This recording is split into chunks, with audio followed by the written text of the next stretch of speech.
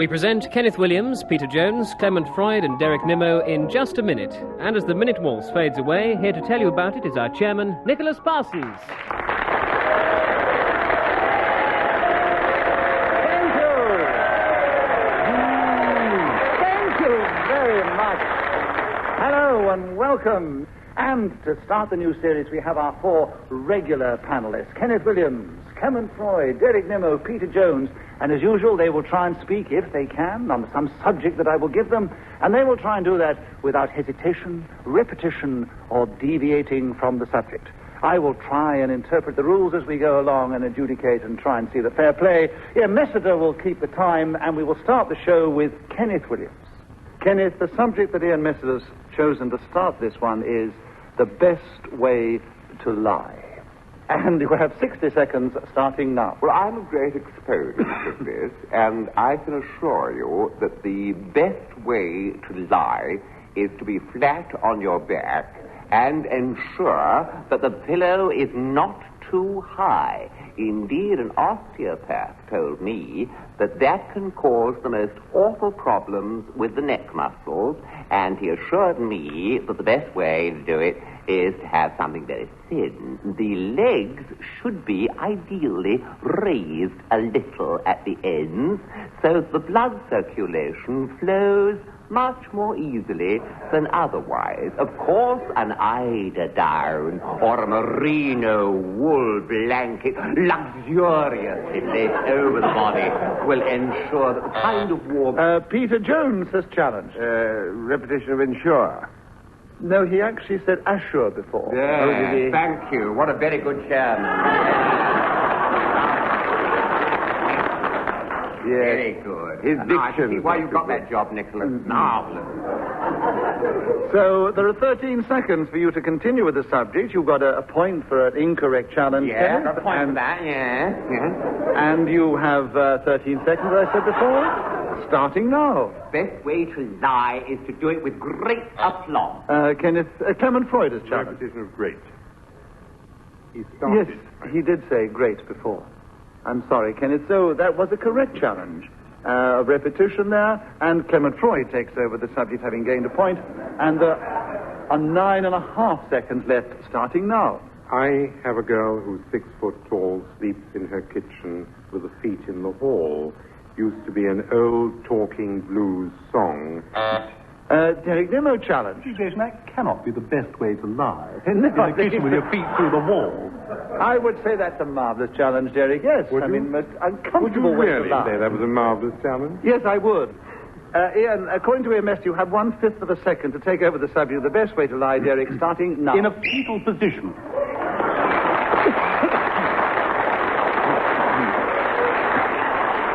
When Ian Messiter blows his whistle, it tells us that 60 seconds is up. And whoever is speaking at that moment gains an extra point. It was, on this occasion, Derek Nimmo, who is in the lead at the end of the round. Peter Jones, will you take the next round? The subject, my party piece. Will you tell us something about that in the game starting now?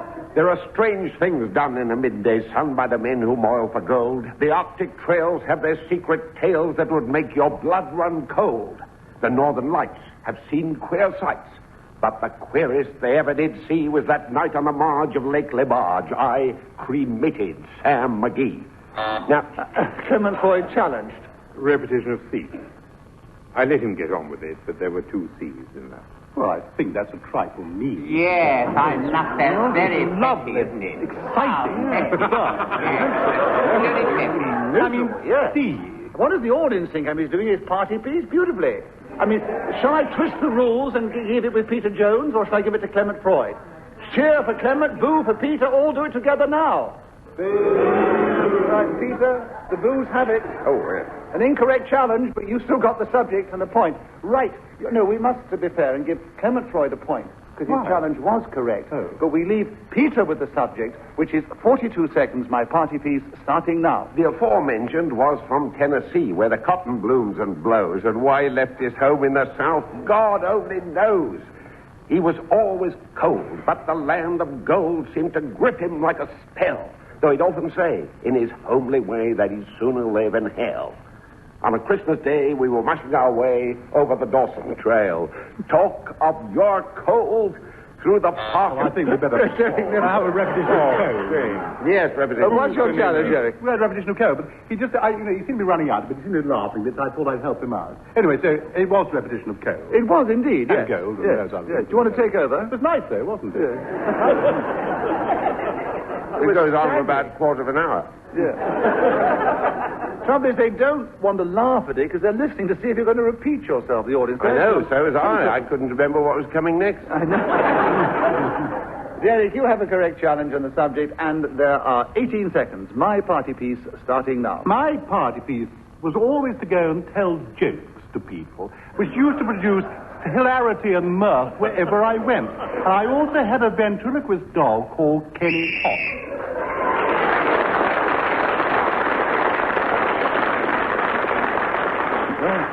Derek, Nimmo kept going to the whistle went.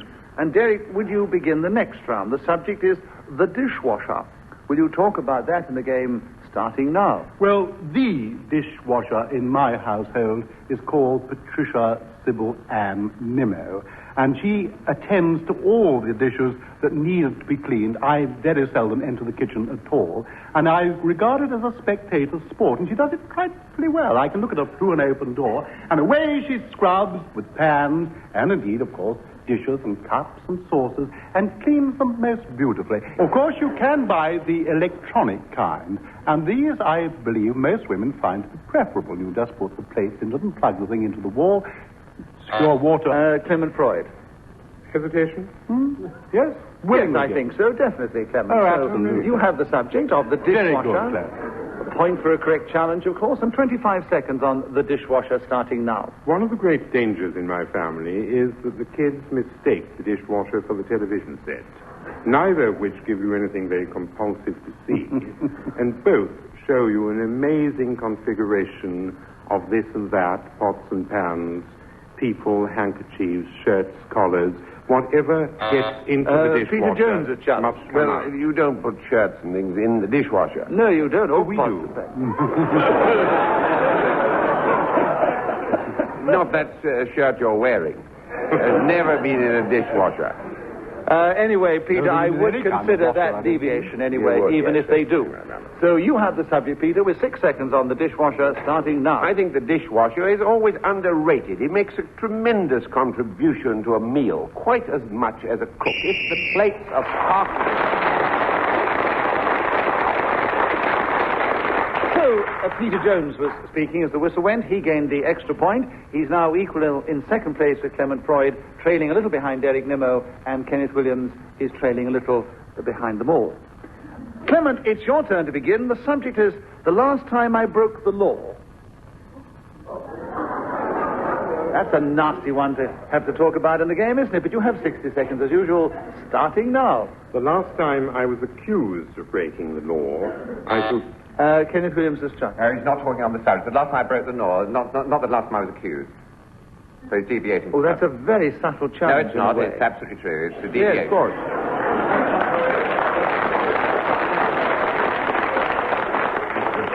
Right. There are 51 seconds for you, Clement, having had the benefit of the doubt.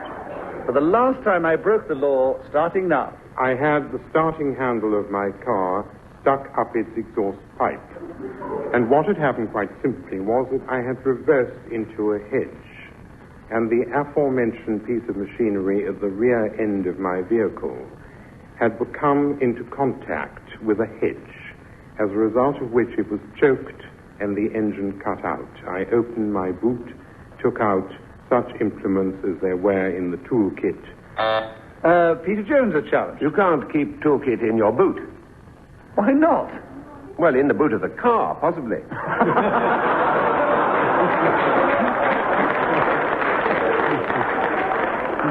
All right, Peter Jones, that round of applause deserves a point.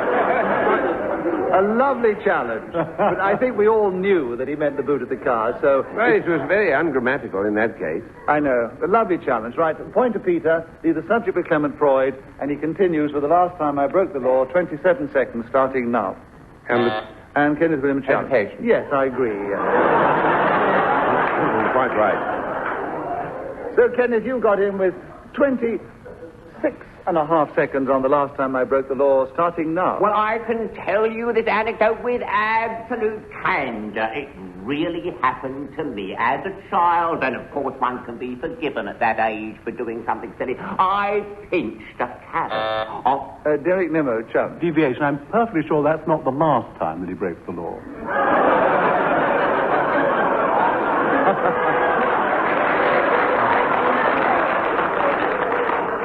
Well, how can I judge on that one? Well, you can't. It's absolutely impossible. That's why you've done it. I know.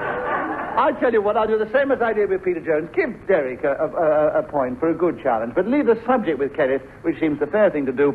14.5 seconds, the last time I broke the law, starting now. And following upon what I've told you, a friendly constable took me, gave me a cup round the ear to my parents, and presented them with his dilemma. He said... Clement Freud challenge. Deviation is the last time the constable broke the law. It is illegal to cuff people around the ear.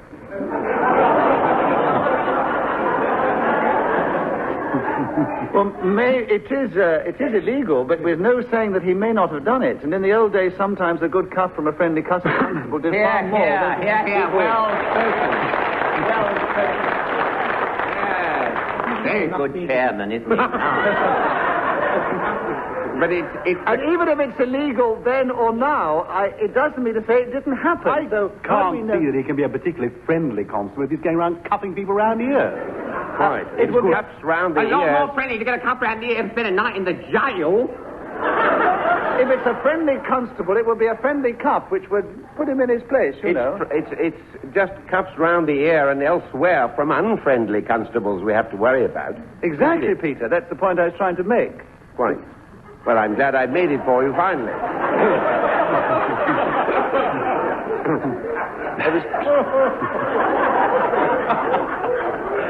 4 seconds for you to continue. And I've got a lot of points in there, haven't I? Oh, you've got a lot of points in there. Good. But you're still in 4th place. Right. But you may get ahead. You still have the subject. The last time I broke the law, 4 seconds, starting now. The last time I broke the law was purely unwittingly in taking a broadcast which I had no idea. And Kenneth, at that last point for speaking as the whistle went, has really moved forward into 2nd place alongside Clement Freud, only 1 behind Derek Nimmo, and Peter Jones is only 1 behind the Kenneth, and it's Kenneth's turn to begin. Kenneth, the subject, John McAdam. Will you tell us something about him in the game, starting now? John McAdam, what a name. It's redolent indeed of Scotland, which is where he came from. His full name, John London McAdam, invented a special way of building roads which is known today as macadamizing. As a successful merchant, he went to New York but returned to take a post at Bristol, inspector of turnpikes, and he remade their roads for them with a marvelous effect. So much. Peter Jones, a challenge. Repetition of roads. Yes. Peter, you have the subject with 26 seconds on John McAdam, starting now. Yes, well, I think it's a great pity that John McAdam started making these roads in a way that wasn't really as good as the Romans made them, because there are still quite a number of them in existence now, which were made by the aforementioned people 2,000 or more years ago. Kenneth Williams, a chance. John McAdam, it's nothing to do with the Romans. There are 8 seconds left for you, Kenneth, on John McAdam, starting now. One would think that a man as brilliant as this would have found financial reward from his work with the...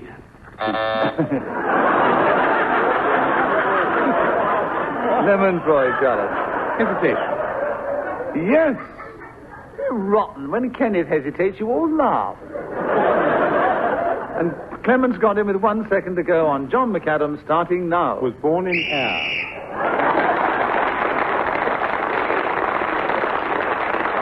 So at the end of that round, Clement Freud has taken the lead, 1 ahead of Derek Nimmo and Kenneth Williams, and Peter Jones 1 behind those 2. Peter, your turn to begin the subject, experts. Will you tell us something about experts in just a minute, starting now? Well, the extraordinary thing about experts, to my mind, is that they very rarely agree, particularly when they're under oath. If one has to give evidence. Derek Nimmo challenge. Yes, I'm afraid there was, Peter. There are 49 seconds for experts with you, Derek, starting now. To my mind, one of the greatest experts in the art of comedy is Kenneth Williams. To see that man wander across a stage using every muscle of his body to provoke hilarity and mirth is a great joy and treat for everyone that beholds it. The way that he can subtly... Peter Jones is challenged. I'd like not to be included in the last remark.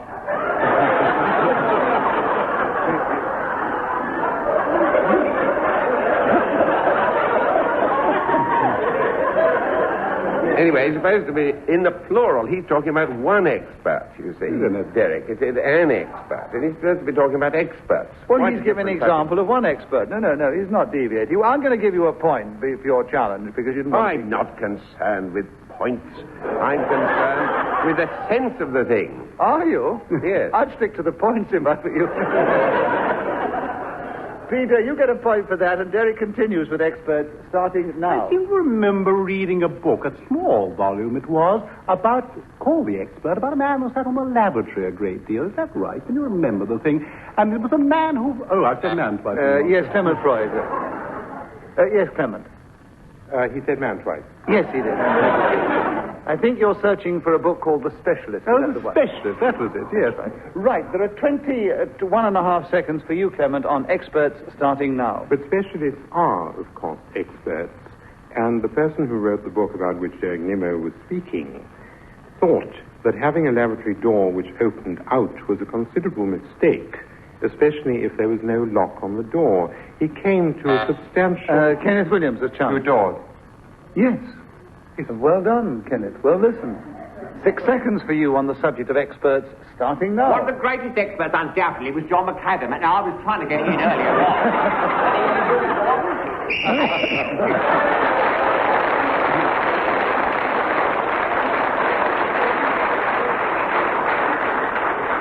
Well, they all got points in that round, and Kenneth got the extra one for speaking as the whistle went, and they're keeping neck and neck. In fact, Clement Freud, Kenneth Williams, and Derek Nimmo are equal, 2 points ahead of Peter Jones. And Clement, your turn to begin. The subject, diversions. There are 60 seconds on that, as usual, starting now. Diversion is exactly what happens when John McAdam goes wrong. The macadamization of roads is such that pavements collapse, potholes occur, and cars have cones put in front of them in order to divert into a lane which it had not previously intended to use for its vehicular access. If you drive up the M156, not to mention 2, 22, and 62, there are... Derek Nimmo challenge. 3 2s or 6. No, 22 and 62. They're hyphenated. Yes, I No, suppose... they're not even hyphenated. What? They're not even hyphenated. 22 is written as one word. Well, it depends who's writing it, isn't it? Well, if they... Well, anybody who does joined-up writing. Well,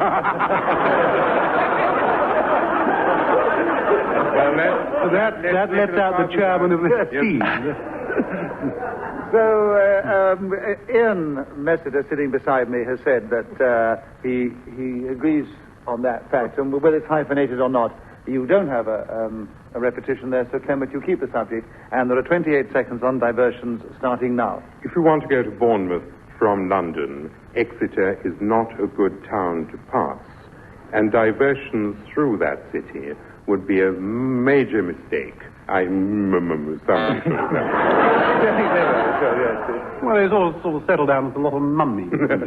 Yeah, I think he'd, to use the phrase we've used before, he'd packed in, really. He didn't. And so, I don't know why he was so keen to get the subject back. So anyway, Derek, you have got a point on this occasion, and you take over the subject of diversions with 45 seconds starting now. Last week I was travelling to Birmingham along the M1, and I was deported near Newport Pagnell, and the road took me right through Oney, up through Woodstock, Eves, round a little village called Easton Moordit, through Beaujeu. Peter Jones challenge. Well, he said through 3 times. He did indeed, Peter. Well done. And you got in with 3/4 of a second to go on diversions. Yes. Starting now. One of the most pleasant.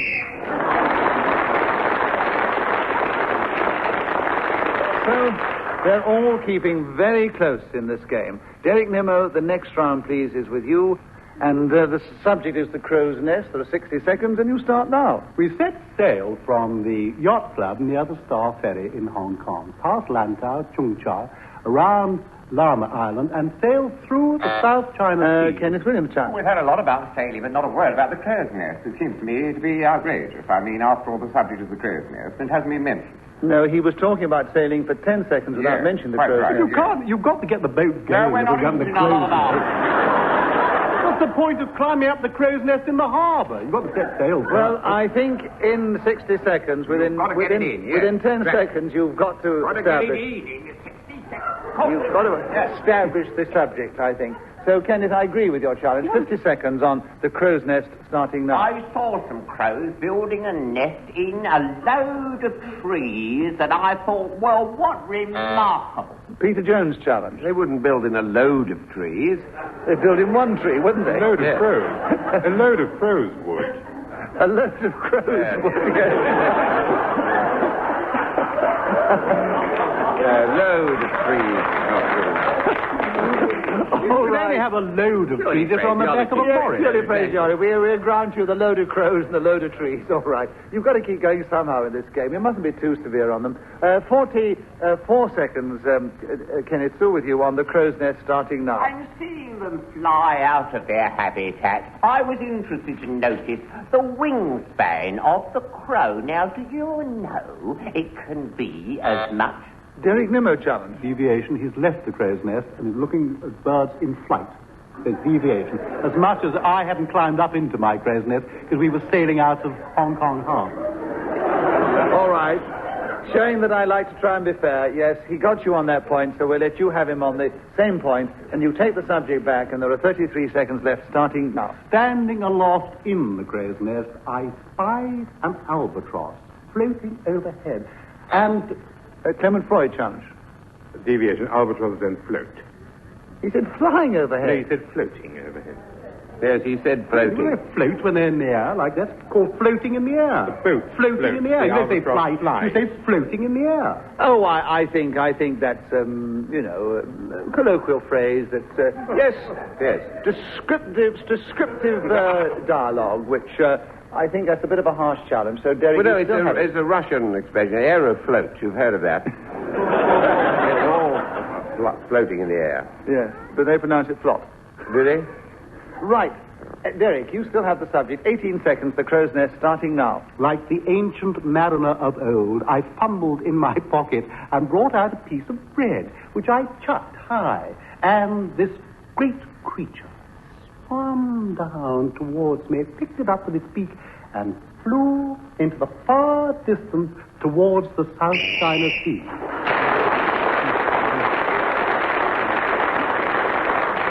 So Derek Nimmo managed to keep going till the whistle went, gained the extra point, and has taken the lead again. And Kenneth, your turn to begin, and the subject, very aptly after all that, is fantasy. So can you tell us something about fantasy? Occurs enough in just a minute, but can you talk on it in 60 seconds, starting now? I have this fantasy. They say to me, you can take over. And I'm given these wonderful robes to wear and an orb to hold and a scepter. And I wield my mighty sway over millions that rush to do my bidding and obey my slightest whim. I become a cult, an enormous, great cult figure. Clement Freud has challenged. Repetition of cult. Yes, he knew You that. can't have enough of the cult.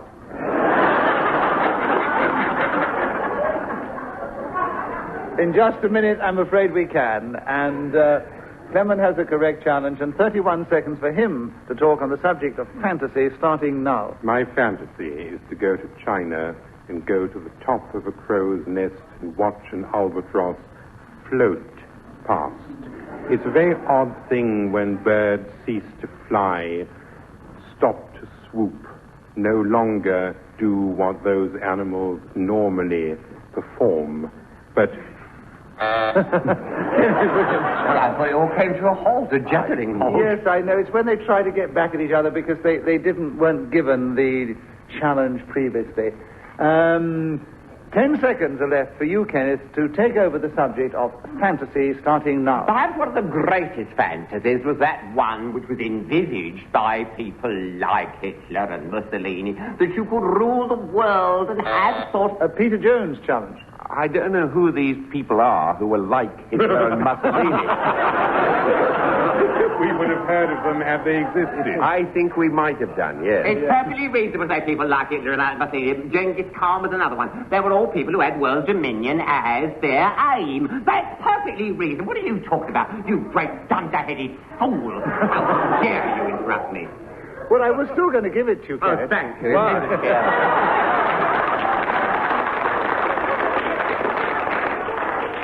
I think I should also give Peter, as is the last round, a bonus point for a good challenge, because it was nice hearing from him again.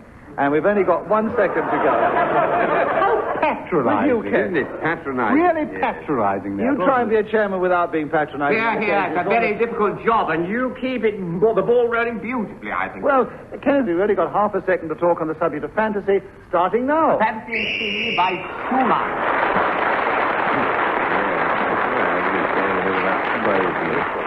And so, as I indicated, this was not going to be the last round. It was going to be the last round, so it is also the end of the contest and the end of the show, alas. But let me give you the final score. Very close throughout, as I indicated. Peter Jones finished in 4th place, only just 1 point behind Clement Freud, who was 3 points behind this week's joint winners, Derek Nimmo with Kenneth Williams.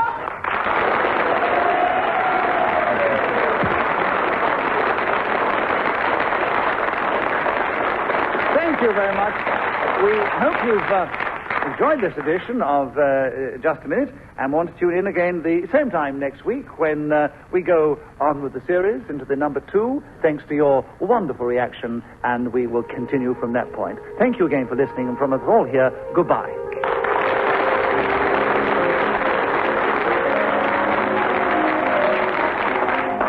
The chairman of Just a Minute was Nicholas Parsons. The program was devised by Ian Messiter and produced by Pete Atkin.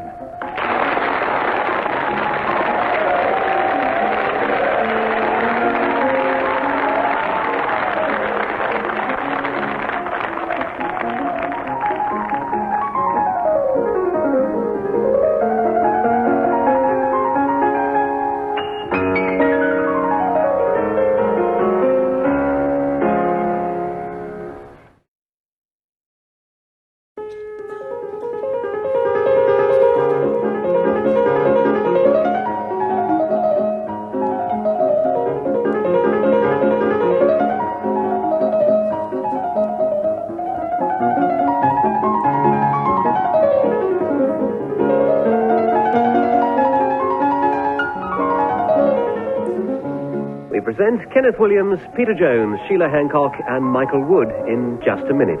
And as the minute waltz fades away, here to tell you about it is our chairman, Nicholas Parsons. Thank you very much. Hello, and welcome once again to Just a Minute. And this week we have 2 of our regulars, Kenneth Williams and Peter Jones. We welcome back Sheila Hancock, who has courageously and nobly come to do battle with these fellows again in this delightful game, or impossible game, whichever way you look at it. And we welcome someone who has not played the game before, Michael Wood.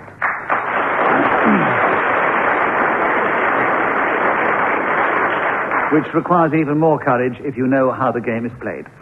The rules remain the same.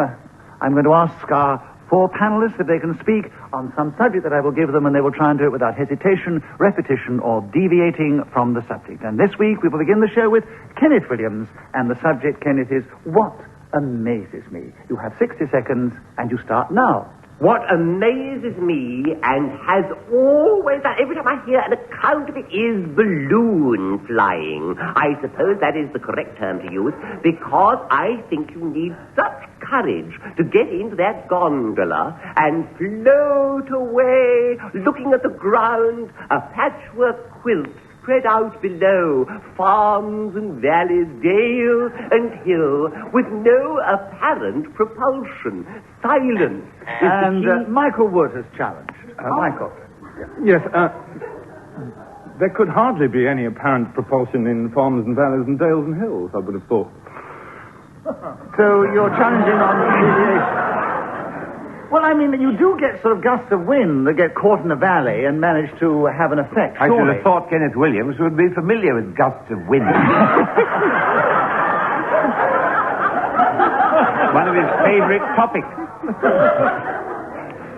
Michael, it is awfully difficult to judge on these things, but I don't think he was, strictly speaking, deviating from the subject on the card on what amazes him, and so he keeps the subject. He gets a point for an incorrect challenge, and he continues, and there are 30 seconds left, starting now. What amazes me also is my extraordinary resourcefulness. How I can dredge up, so to speak, from an inner reservoir, a whole mass of talent and charm, charisma, one might put it in that fashion. And Peter Jones is Well, that's really a matter of opinion. And I don't happen to share it. So your challenge is deviation? Yes. Well, I will not judge on whether Kenneth has that charm and charisma that he thinks he Oh, has. he's got it all right, but he can't dredge it up. Well, that is the challenge, and I'm not going to judge on that one because I can only upset friends and make enemies that way. So I'm going to let our audience in the studio be the final judges of that. So you can cheer for Peter Jones if you agree with the challenge, you boo for Kenneth if you disagree, and you all do it together now. I agree the cheers have it, so you're with Peter Jones. Peter, you have the subject. A point for a correct challenge, according to the audience. 13 seconds left. What amazes me, starting now? What amazes me is the lack of good manners. And Sheila Hancock. Hesitation. Yes, I think so. So, Sheila, there are 9 seconds left on What Amazes Me, starting now. What amazes me is that I come back year after month to do this. Oh, she set that snare deliberately. I know, but Michael's obviously... challenge. Oh, a definite hesitation there, I thought. Yes, I'm but really sorry, Sheila, but... I'm going to give the subject to Michael Wood with 3 seconds to go, Michael. The subject is What Amazes Me, starting now. What amazes me is that this program is even heard out in the mountains of Peru.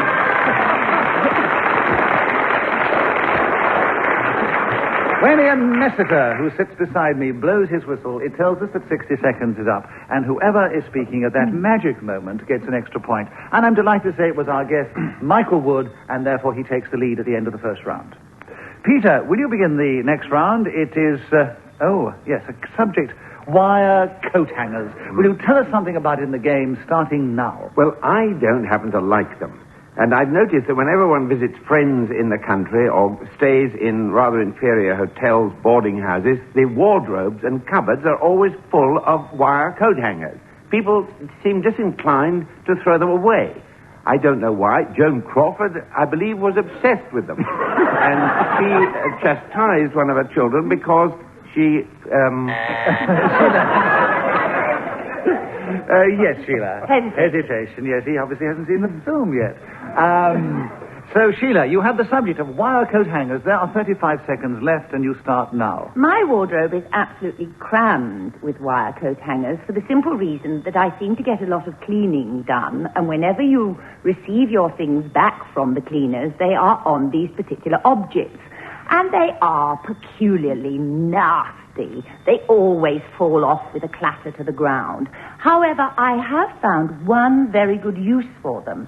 The aerial in my car radio broke off, and I was in the midst of listening to a very good show, and I happened to have a wire coat hanger in the back, so I squeezed it into an elongated...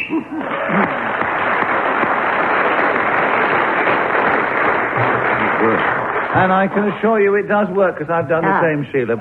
Sheila, you were speaking of the whistle when you gained that extra point, and now you've taken the lead at the end of the round. And it's your turn to begin as well. The subject is letter writing.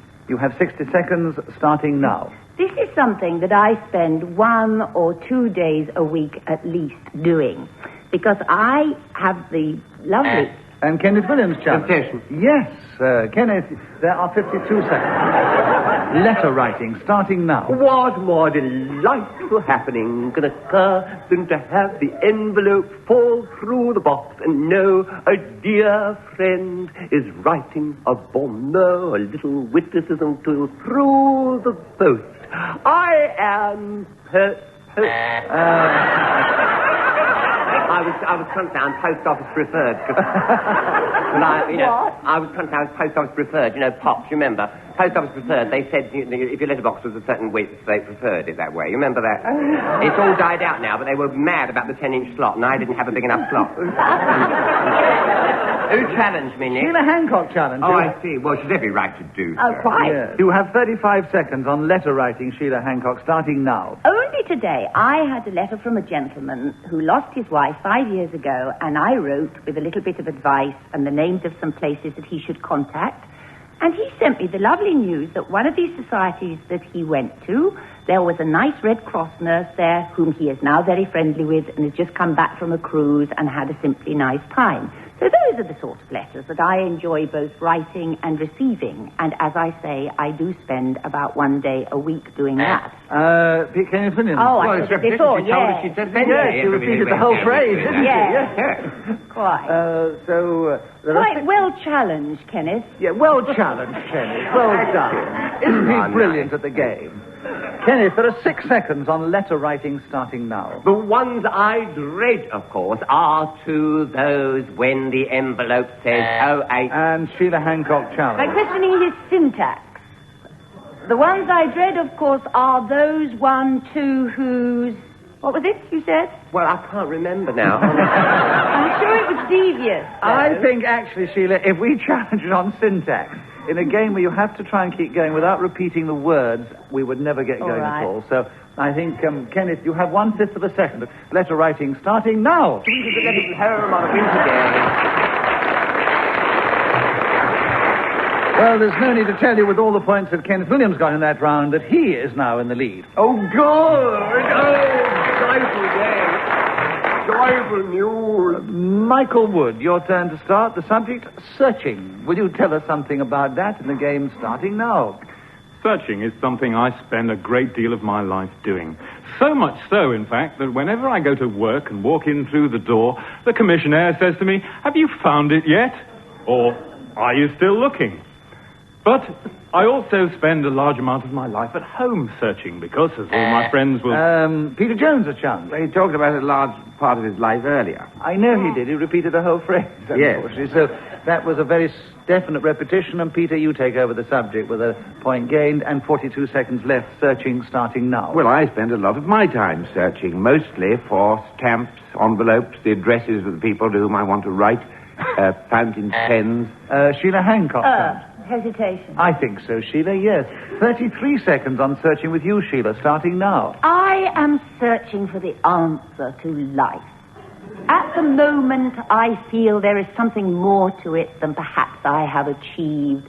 I'm going to do an open university course, and I'm going to watch Michael Wood's programs and try and discover more about the English countryside and all the wonders that there are before me, which I feel I have spent half my life not discovering. Kenneth, the The syntax was appalling. Well, I think the only fair thing is we give Kenneth a bonus point for a good challenge, getting back at Sheila. You didn't give me one. You didn't give me one. But the joke was he's got back at you on your challenge, and I think that deserves a bonus point. Well, I said his joke well. That was what you call parrying the blow, you see. But, Sheila, you keep the subject. What a rotten quizmaster you were. Now, before you go any further, Sheila, let me tell you that you keep the subject, and you also get a point for a wrong challenge. Oh, good. You have 7.5 seconds, actually, on searching starting now. Searching in my handbag this morning for a handkerchief, I discovered a purse. And searching in my purse, I discovered Oh, no, Peter. Peter challenged just before the... He repeated first.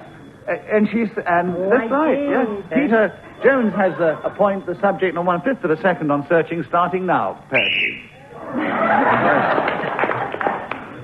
Well, that was a desultory round of applause for the... At the end of the round, Sheila gained a number of points, and Kenneth had one more, and they're now equal in the lead. And Kenneth is going to begin the next round. Kenneth, the subject, witchcraft. Can you tell us something about that in the game starting now? I recall an occasion in Round the Horn when the question was put, which craft did you sail in? And we said, a very chic little dinghy, but we was washed overboard. And Kenneth said, did you manage to drag yourself up? And we said, no, we just walk casual. It was very amusing. Who had the temerity to interrupt me? Our new guest, Michael. Grammar, I'm afraid. We can't really allow that on this Oh, program. we've allowed it so often for 15 years. We can't suddenly have rules about Kenneth's grammar after... Michael, I bow to you then, Dr. Syntax. No, not that. We bow to your superior judgment and wisdom and knowledge and command of the English language. Oh, no. I'm making him feel better having just pushed him down. So Kenneth's been doing this for so many years. We have to allow him, otherwise we wouldn't have a show. So This is basically a show for the handicapped.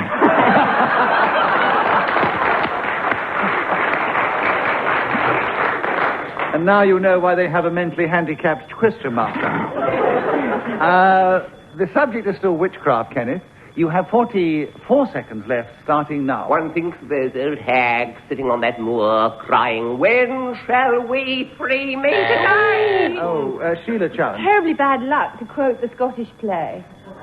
And so you... Well, I'm doing it for his own good, really. It's too late now. He has to go outside, turn around 3 times. And knock her after A point to Kenneth. He keeps the subject. There are 37 seconds. Witchcraft starting now. Yes, well, unfortunately, of course, my flow was interrupted. Otherwise, I would have told you about the coven. Now, they all sit there, you see, with eye of newt and nail of toe. Michael Is that Michael Wood? Yes. I'm getting really nervous about interrupting Kenneth. This is terrible. know. That's why I was crawling to him before. It's quite correct. Yes, definitely. Definite Michael. hesitation Yes, there, definitely. And you have the subject of witchcraft. And there are 26 seconds left, starting now. Witchcraft is something I've never really dabbled in, although I must say in its dramatic representations on stage and on film, I've been very tempted to try. In fact, my next-door neighbour is rather an old witch, and she's often invited me in for tea, and I thought, well, perhaps I should go and discover a little more about this strange and arcane art. Rather like Dr. Faustus, I thought. I would be quite willing to sell my soul to the devil for the kind of bliss that Dr. Faustus had.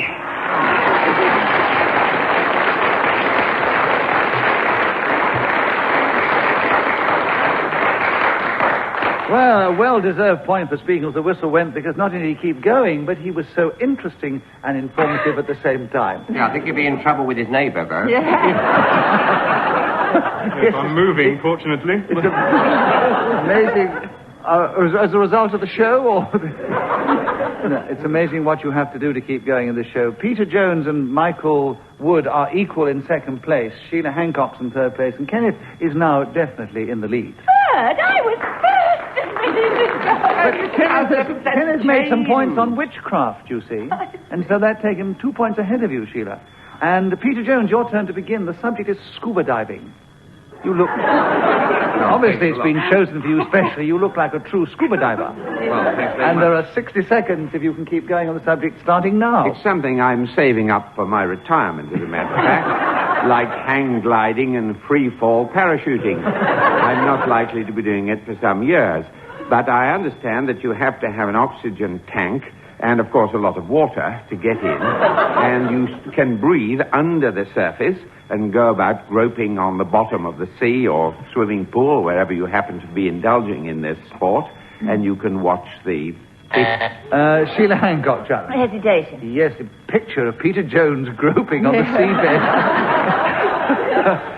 I agree with the hesitation, Sheila. The subject is scuba diving, and there are 33 seconds left, starting now. I once went scuba diving in Mallorca with Frankie Howard and had the most enormous problem, apart from being with Frank, that I could not get my bottom underwater. I had the mask and that thing with the tennis ball.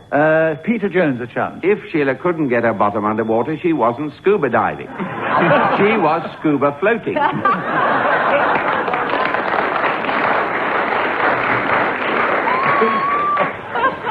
Well, all right, I'll do what I did with Kenneth. Give Peter a point for a nice challenge, a bonus, but Sheila gets a point for a wrong challenge because she was talking about her attempts at scuba diving, and she keeps going with 17 seconds left starting now.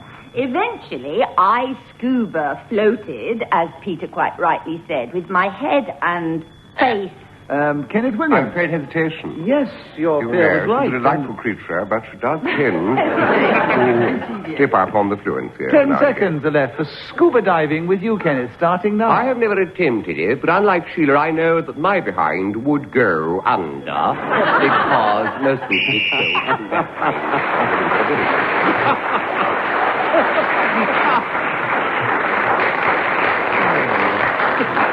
It's an incredible game, isn't it? You get a subject of scuba diving, they finish up talking about bottoms. It's started it. She started it all. We always do on this program. Kenneth, you've increased your lead at the end of that round.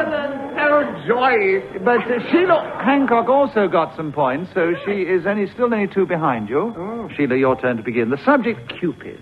Can you tell us something about that in the game, starting now? hesitation. Oh, get off. Hesitation. I was drawing breath. You have Definite to draw hesitation. breath. Don't you agree? You have to breathe There's in. a definite...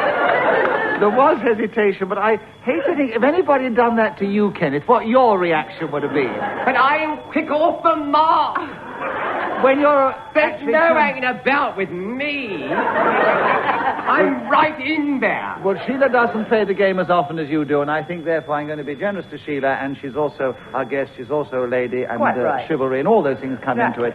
So you have only 59 seconds on the Cupid, starting now. Cupid was the Roman version of the Greek god Eros.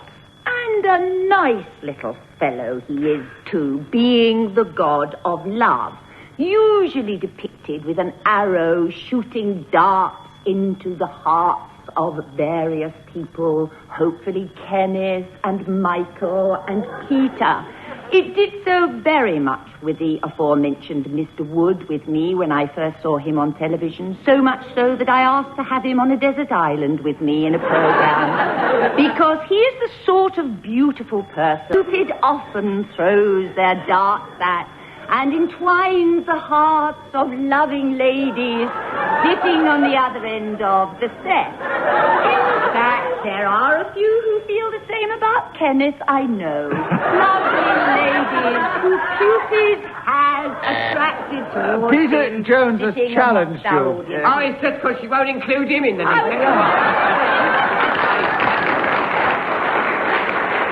I must would say, have that got would have been him. my challenge. You've only got 4 seconds to go, and you haven't mentioned me yet. What is Peter's challenge? She repeated ladies, Ah. Yes, and she did. I knew there wasn't much time to devote to my section of the speech, so You got repetition, in. really. So you I was, you yes. are right, Peter, and you have a point for that. And 4 seconds on Cupid, starting now. The statue of Eros stands in Piccadilly Circus, and of course it is, as Sheila rightly... Well, the situation's still the same at the end of that round, in spite of the fact that Peter Jones got the point for speaking as the whistle went. And Michael Wood, your turn to begin. And the subject is space games. Can you tell us something about those in just a minute, starting now? This question... Hesitation. Yes. But I was drawing breath. Now, look, this is my first time on this program. It's I all right, really think you ought to show a little bit of... Quite right. You Absolutely, pick up Michael. yourself. You don't have to underline it. I was going to say exactly that. So, Michael, I disagree with the challenge. You get a point for that. You continue. There are 58 seconds. Space games starting now. Of all of us, Peter could perhaps illuminate us most on the question of space games, being the Time Lord of this program, because, of course, there are multifarious games Kenneth played Williams in has space. challenged. Of courses. Yes, there were, weren't there? Oh, he is a guest. We're a bit more generous. Two of courses. All right, I have to keep within the rules of the game, so, Kenneth, you have 58 seconds on space games starting now. One of the space games I used to play when I was a golden-haired child was hopscotch, because you had to get into certain spaces, and you must indeed trip over. If you did, of course, you would immediately disappear. qualified. And I was an enormous success at this. And people would say, he's the best hot-scotcher. Sheila Hancock chant. Preposition of hop. And Scotch. Oh, but that's hyphenated, Sheila. Is it? It's hyphenated, definitely hyphenated. And the second bit was going to be scotcher. But hop-scotcher is not. Yeah, but he said hopscotch first. Hopscotch well, first. I'll accept it then. It's You an insult I'll have repeated to the word swallow. hop, and I think it's right to give it to Sheila. Sheila, you have 25 seconds on space games starting now. These are extremely fashionable, particularly amongst teenagers, my eldest daughter being obsessed with space games. And I have continually reprimanded her about wasting money on this rubbishy nonsense. Until a couple of weekends ago, I went to Brighton and had some time to kill with my 7-year-old in the pouring rain. Went into an amusement arcade.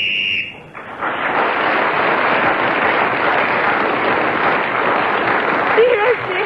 And what happened, Sheila? In order to win this game, you have to be unutterably boring, don't you? Kenneth's winning at the moment.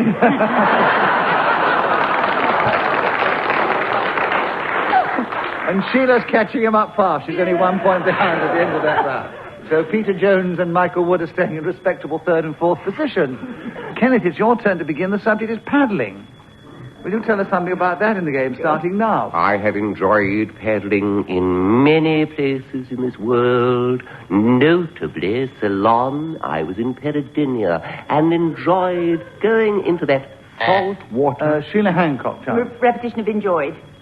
Yes, you enjoyed paddling at the beginning, and you enjoyed going in that particular water. Oh, she's sharp, isn't she? I get tuned in about just towards the end of the Miss program. Sharp, straight out the nice box, isn't she? There are 48 seconds for you, Sheila, to take over the subject of paddling, starting now. There is nothing more delightful than feeling... Kenneth Williams. Now, you'll never know what I like feeling. You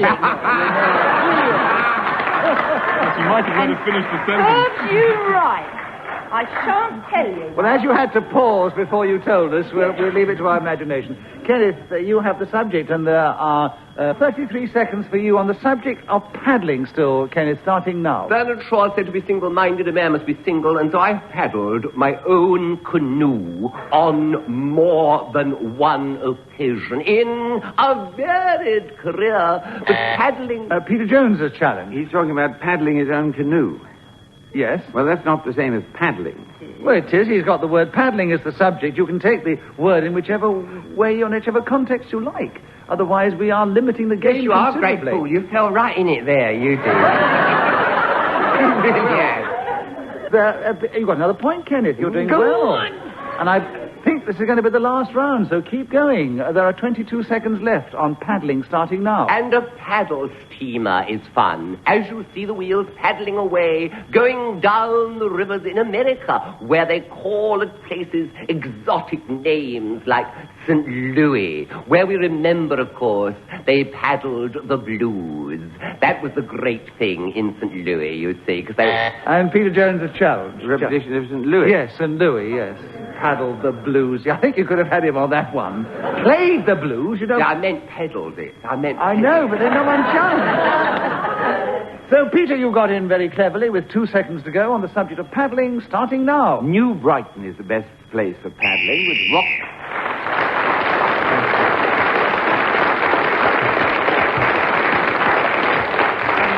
Well, as I said a moment ago, this probably was going to be the last round, and it's turned out to be the last round because we have no more time, alas. Let me give you the final score. Michael Wood, our guest, playing for the first time, contributing magnificently, finished in a strong 4th place.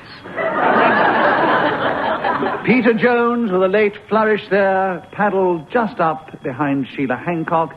He was in 3rd place. Sheila Hancock remained in 2nd place, behind this week's winner, who is Kenneth Williams.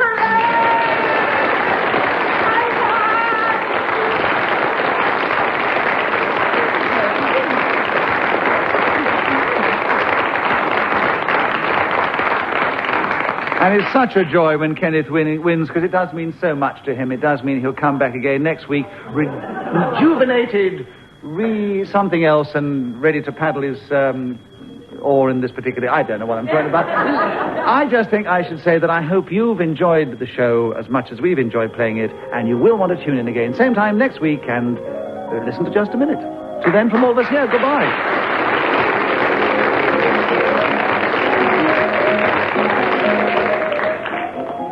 The chairman of Just a Minute was Nicholas Parsons. The programme was devised by Ian Messiter and produced by Pete Atkin.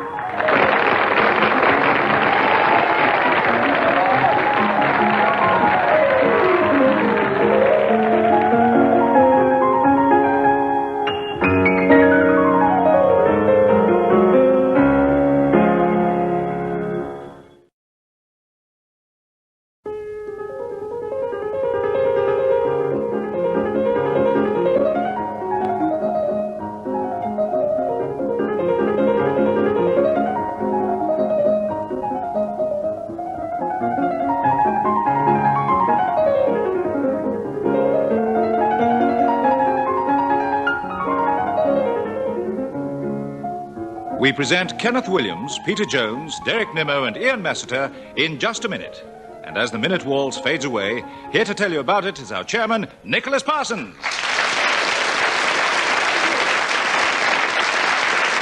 Thank you very much.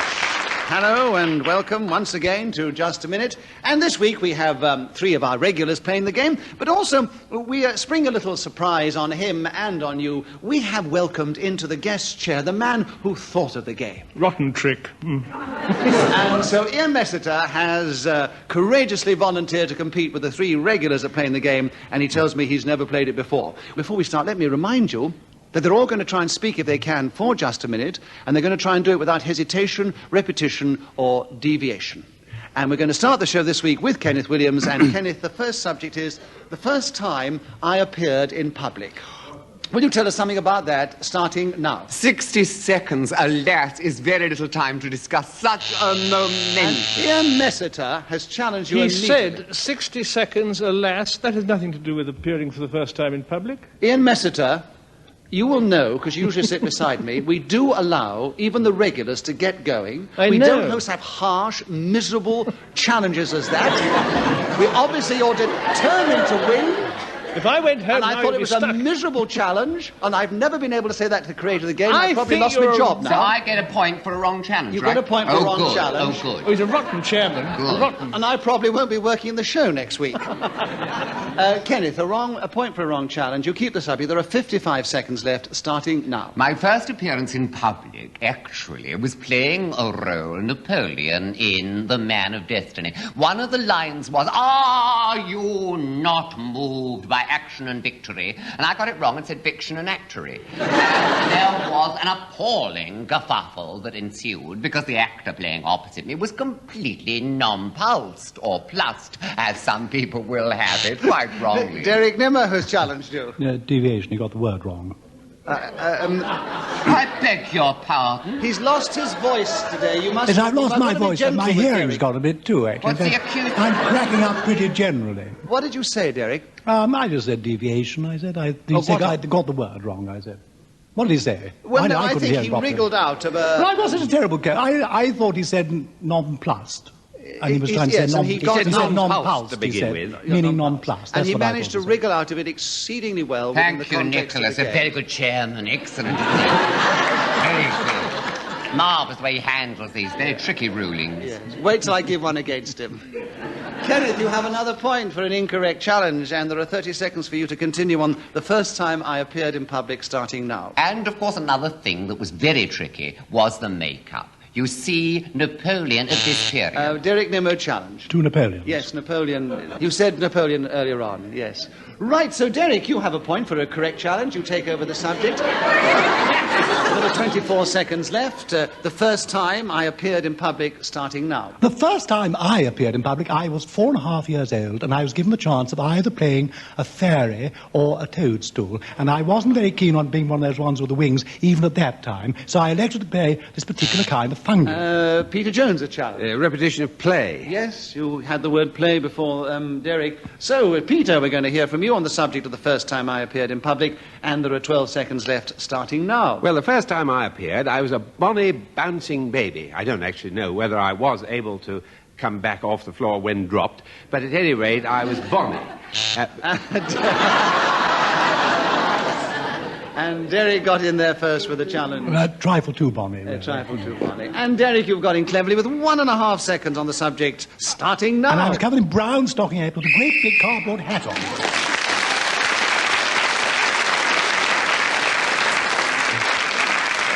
When the whistle is blown, it tells us that 60 seconds is up. And for those regular listeners, if you thought it was a rather weak blow on that occasion, it's because I have sitting beside me a very beautiful and charming girl called Leonie Lawson, who usually helps the producer backstage, but she's come forward in the absence of Ian Messiter to blow the whistle and keep time. And whoever speaks when the whistle is blown gets an extra point. It was Derek Nimmo, and so at the end of that round, he is in the lead just ahead of Kenneth Williams. We continue with Derek, and the subject for you, Derek, is what I keep under the stairs. They obviously think you've got something there to talk about, so will you tell us something about it in the game, starting now? What I keep under the stairs principally is a great deal of cough medicine, but unfortunately I couldn't get the top off today. But apart from that, I have a musical chamber pot. It's got little angels on it, and when you sit on it, it plays hymn tunes. I don't use it very frequently these days. It's really the most lovely Victorian example of the potter's art, and I'm very thrilled with it, and anybody likes to come round, they can have a go. Apart from that, I also keep a large, furry creature, which is called Mr. Picklewick. I don't know why, but he's been there for years, and he lives in a tin. Doesn't often come out of that piece of metal, because he finds it rather warm, and particularly during the inclement weather. And he also is very keen of these refreshing things that one has when one has a terribly nasty throat. And that's why this little glorious creature... Peter Jones has challenged. Hesitation. Yes, don't think his throat was keeping up with the pace of his speech.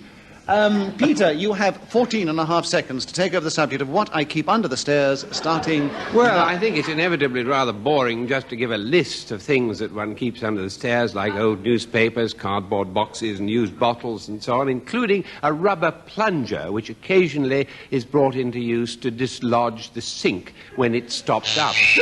No, Ian got in just before Ian Messiter, you challenged. He didn't want to dislodge the sink with it. He wanted to dislodge the gunge that gets down the sink. A very good challenge, Ian, yes. Dislodge the sink. You must put a lot of pressure onto it, Peter. Yes. It's the gunge. And Ian, you've got in cleverly. Ian Messiter thought of the game with half a second to go on what I keep under the stairs, starting now. Nothing.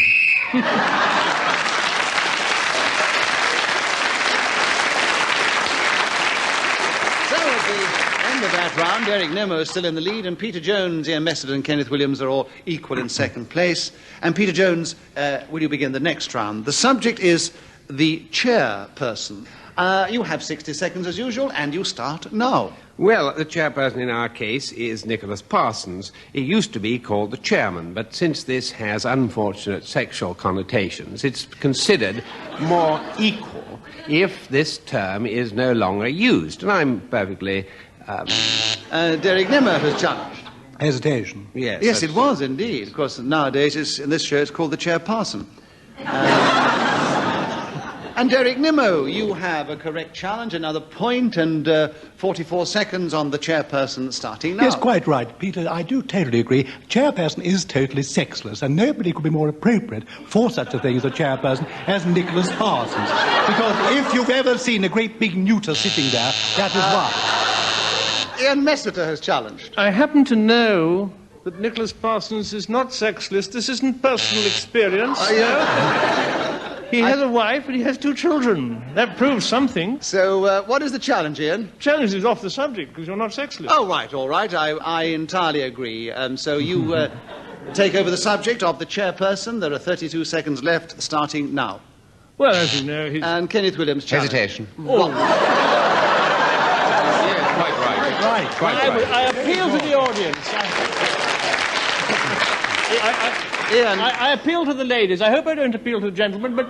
Ian, Yes. You did a rotten challenge on him earlier on, and he done a rotten one on you to get his own back. But you get a point for that, Ian, and you continue with the subject of the chairperson with 31 seconds left, starting now. Well, when he's not taking part in this programme... Derek Nimmo challenge. Another rotten challenge, hesitation. No, I think that was... I have to allow that one, I'm You afraid. have to allow yes, that one, I'm yes. afraid so. Yeah, no, you're not very good chairman, but so you allow it. Okay. So, Derek, you take back the subject of... there are 28 seconds on the chairperson with you, Derek, starting now. My favourite, in fact, the great chairperson, as far as I'm concerned, is Chippendale. Of all the manufacturers of chairs in this country, he probably was the most original. Ian Messiter. Chippendale made very fine furniture, but Hepplewhite was better. But Derek was expressing a personal opinion. Derek, you have an incorrect challenge. Another point. You have 17 seconds on the chairperson, starting now. Well, of course, the chairperson in this particular programme, as I've already said, is a great big nana. So I think I'll stop talking about manufacturers of people like Sheraton and so on and go back to the chairperson here. Now, when I first came across him, I was told to be very, very old. Thank you. Peter Jones, a challenge. Well, repetition of very. Yes, and I think you've saved us and certainly saved me a great deal of embarrassment. So, Peter, you've gone in cleverly with only 1 second to go on the chairperson, starting now. The man who distributes the deck chairs...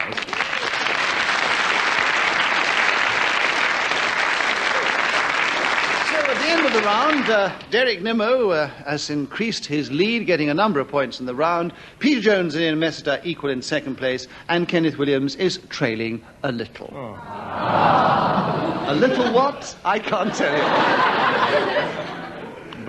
Ian Messiter, will you begin the next round, please? The subject is My Great-Great-Uncle Ebenezer's Strange Habit. And there's a repetition in that subject already, isn't there? Yes. But you can repeat the subject if you wish. Those are the rules of the game. I know you only thought of it, but I thought I should remind you. You have 60 seconds to talk, if you can, starting now. My great-great-uncle Ebenezer's strange habit is something I'm delighted to talk about because he was very peculiar indeed. He was 7 foot 8 inches tall, and that was before he'd stood up. This gave him the habit of washing the ceiling. It was very easy, and he would be rented out at enormous expense by lots of people, and they're all playing this thing on me at the moment, I know. Derek Nimmo's not playing the thing of you. You changed it to just sort of waffling, so they're all playing this thing on me, I know. Which is yes, that's a complete deviation. What's the matter with everybody? They did that all on put the purpose. buzzers down and refuse the buzzers. After all these years, Ian, you must know they have all kinds of ploys to put I you saw off this. Kenneth's sneaky hand going like that, That's and he right. putting his buzzer down and folding his arms. Yes, and then Peter Jones followed, but Derek Nimmo didn't, you see. You can never rely on anything in this I'm game. not only deaf, and I'm also blind, you see, so I couldn't see what was going on. Fantastic. Derek, you had a correct challenge. You have 34 seconds on My Great-Great-Uncle Ebenezer's Strange Habit, starting now. My great-great-uncle Ebenezer joined a very curious religious order when he was 74 years old. They were the followers of St. Jude, who looked after lost causes, and they were, of course, Irish, and therefore his habit was green, not at all like the Dominicans or the Carthusians or the Benedictines or any of the other... Peter Jones, a challenge. Well, those three have nothing to do with his great-great-uncle Ebenezer, because he says that he didn't, and they weren't like that at all. No, and he went off to give a list of others that they weren't like. Quite, he was just filling in time. A good challenge, The most boring way, I thought. Peter, you have 16 and a half seconds on My Great-Great-Uncle Ebenezer's Strange Habit, starting now. Well, my great-great Ebenezer's strange habit was so peculiar... Ian Messiter. He didn't establish it was his uncle. It doesn't matter. He still wasn't deviating from the subject on the card. So he continues with another point, and there are 13 seconds, Peter, with you starting now. Since his descendants are still alive, I think it would ill become me to reveal them to a huge radio audience, because some of them... Derek Nimmo's challenge. Deviation, we never have a very large audience. Well, as I know, and Leone here sitting beside me will bear it out as our producer secretary, there's a volume of letters from all around the world you have to deal with, don't you? So I'm afraid I have confirmation of the fact that that challenge was incorrect, Eric. And Peter continues with another point and 5 seconds on the subject, starting now. Because it could cause a good deal of embarrassment if it was revealed that on Friday night... Derek Nimmo's challenge again. Revealed. Hmm? Revealed. Rubbish, I didn't say revealed. Rubbish, he didn't say revealed. Revealed to a large audience. He didn't say revealed before. He did. He said revealed to a large audience. He said all that. I'll put it I to thought our you said you audience were hard of If you think hearing. he said it before, you all cheer now for Derek Nimmo, and if you don't, you all boo for Peter Jones, and you all do it together now. You all love Derek Nimmo, don't you? Derek, you've got him with 1 second to go on the subject, starting now. My great-great-uncle Ebenezer's strange habit.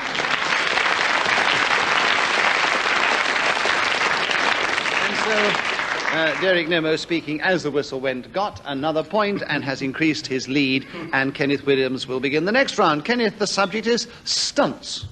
Can you tell us something about those in the game, starting now? Well, one thinks immediately of Blondin over Niagara Falls, one of the most incredible stunts I should think ever performed. And I am also mindful of those men who perform so incredibly in the film industry, doing things which... Peter Jones has challenged. Too slow. You know, he was like a 78 played on a 33. It's a very clever ploy, just a minute. He hadn't reached the stage where I consider his slowness was actual hesitation. No, but he was hesitating between each word. I know he was. It's rather clever, but... Well, hesitation, that isn't clever. He hadn't got as slow through. as that. No, Kenneth, you still have the subject. There are 35 seconds on stunts, starting now. And I once saw at Pinewood Studios a man doing a fall down some very steep stairs, which I found quite astonishing. And I said to him afterwards, it was Jim Dale, I don't know how you did it. He said, neither do I, and was taken to Wrexham Hospital. He injured his elbow in the process. And I went to the director and said, the stunts that you're pulling in this film are injurious to many actors. And he said... Derek Nimmo, challenge. Competition of actors. Unless he has a good gag line, then I'd better go back and then say it. Sorry. I'm sorry. I'm completely unaware of the fact that I did say the word actors. You must forgive me. I didn't realize. Did I say that? You did, actually. I'm very sorry, Kenneth. Oh, I see. Well, then he is in the right. He's absolutely in the right.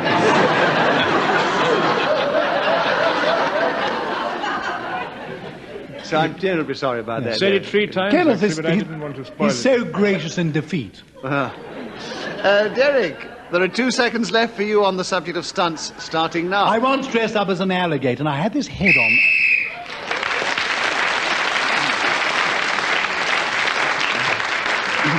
Well, once again, Derek Nimmo got in just before the whistle, spoke as the whistle went, increased his lead. But Peter Jones is coming up in second place, Ian Messiter's in third place, and Kenneth's only just behind in fourth place. And Derek, your turn to begin. The subject I thought would be good for you now would be losing my voice. So, will you tell us something about that subject, starting now? Losing my voice is something which gives tremendous pleasure to my wife if it's me that's lost, if you see what I mean, because she gets fed up with listening to me year after 12 months for some 26 years of marriage and finds me the most boring person imaginable. So when I develop a sore throat like I have today, she is filled with... Ian Messiter. Very big gap between she is and... No, it was no more than Kenneth Williams does. It was one of those dramatic sort of dramatic breaths, which wasn't, I think, a pause. So... It was still too much. But I admit it wasn't any more than Kenneth too Williams much does. Always. Yes. So anyway, Derek, you have the subject still. I disagree. You have 33 seconds starting... Sorry, 38 seconds starting now. If I'm losing my voice and I'm visiting a friend's house, I go to their bathroom cabinet, open it, and it's such a wonderful excuse to see what kind of pills they're using. And I can take out the little bottles and have a little gargle, and that I find to be most helpful. Peter Jones, a challenge. Repetition of little. Yes, I'm afraid there was. It's a very little challenge. I know, but it's a correct challenge, and there are 25 seconds for Peter Jones to talk on losing my voice starting now. Well, I haven't got a great voice to begin with, so it doesn't really bother me terribly because I don't sing. I don't earn my living by vocalizing in that way. And I've got nothing much to say about losing my voice, really. It's all sort of mumbly. I can't see. But he just said he hasn't got much to say about it, so he sort of almost came to a halt, didn't he? Yes. So, Derek, you're helping him out. You have 13 seconds on the subject, starting now. Losing my voice, I also have a spray which I hold the distance of about a foot and then squirt right down my throat, and suddenly the voice returns, and I don't have to go and visit Mr. Punt, who is a silly old, because he...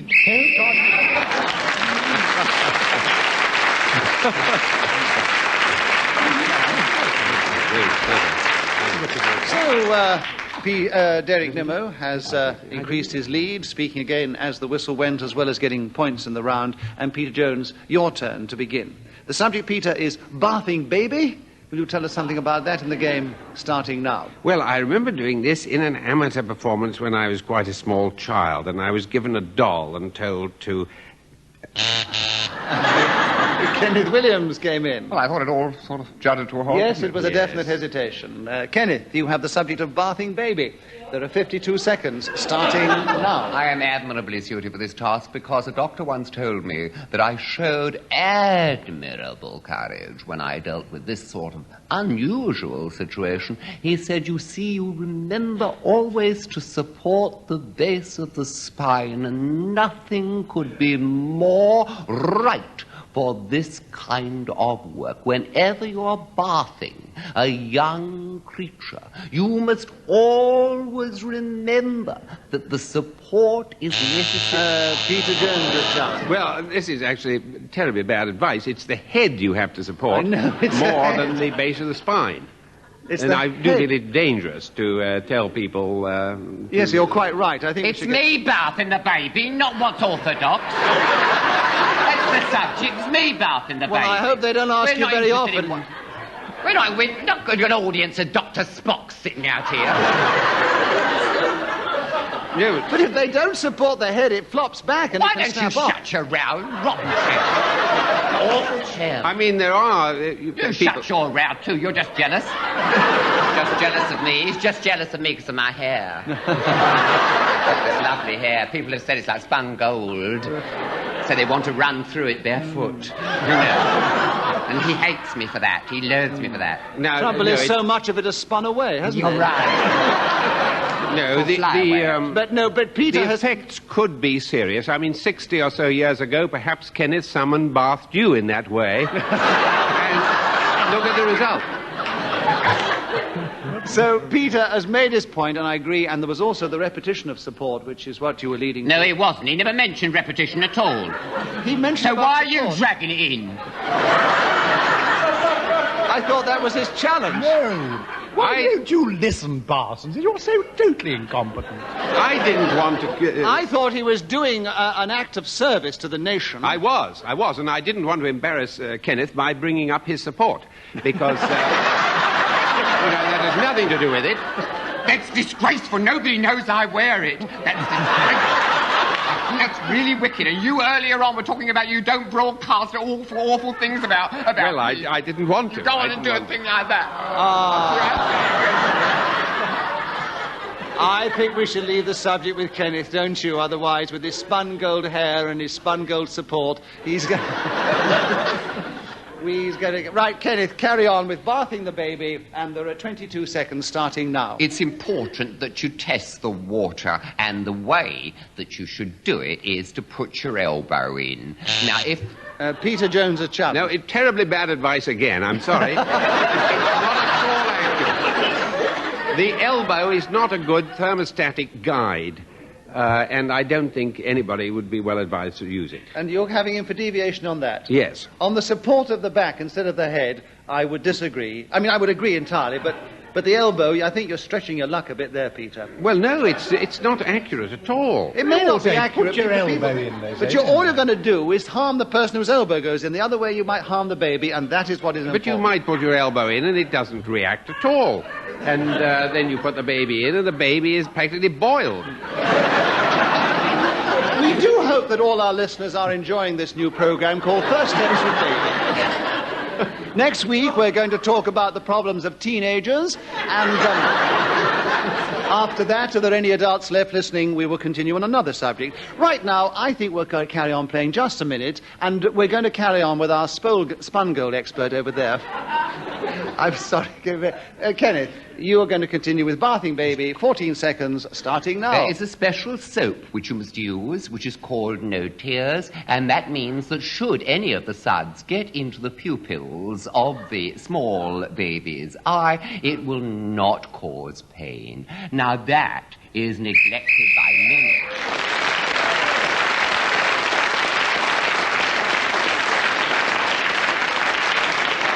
So, Kenneth Kenneth Williams gained a number of points in that round, and he has leapt forward into third place.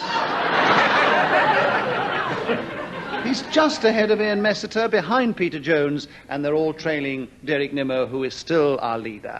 And Ian, would you take the next subject? The subject is great music. Will you tell us something about that in the game starting now? Well, I'm very glad you asked me to talk about great music, because there's an awful lot of it about. You've just got to turn on the radio and you get great music the whole time.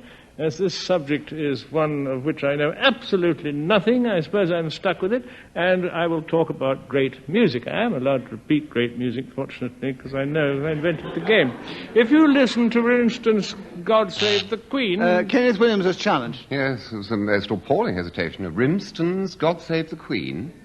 I didn't hear Rimston's. You turned away at that moment. Did you say Did Rimston's? I say for instance? I didn't hear you say Rimston's. I think you must have turned away. Rimsky-Korsakov? I never said that. No, you started to say Rimsky-Korsakov, and then went to God Save the Queen. It was Tchaikovsky, I was saying. No, Rimsky-Korsakov didn't compose God Save the Queen. No, not listening. No, not listening properly. He wants to wash his ears Well, we out. couldn't hear you anyway, Ian, so I do think you should continue. Well, it was... And there are 36 seconds on great music starting now. Tchaikovsky, Swan Lake, Rimsky-Korsakov.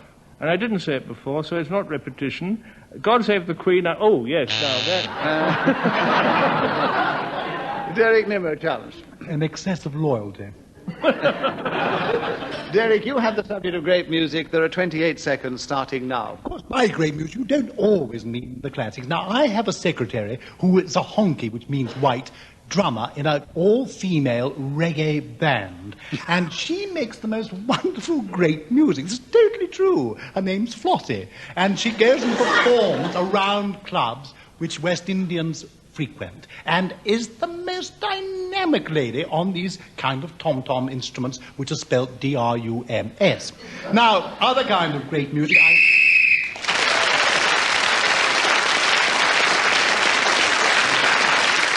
And nobody got him for repetition of tom-toms. Oh. But he kept going to the whistle when gained another point, and he not only brought the round to a close, but I'm afraid we have come to the end of the show. So let me give you the final score.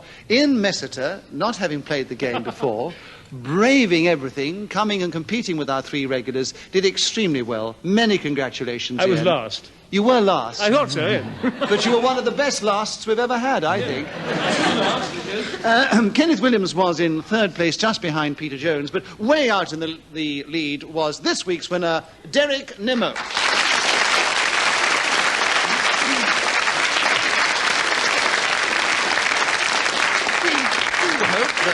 You have enjoyed this edition of Just a Minute and will want to join us same time next week when once again we take to the air and we play Just a Minute. Till then, from all of us here, goodbye.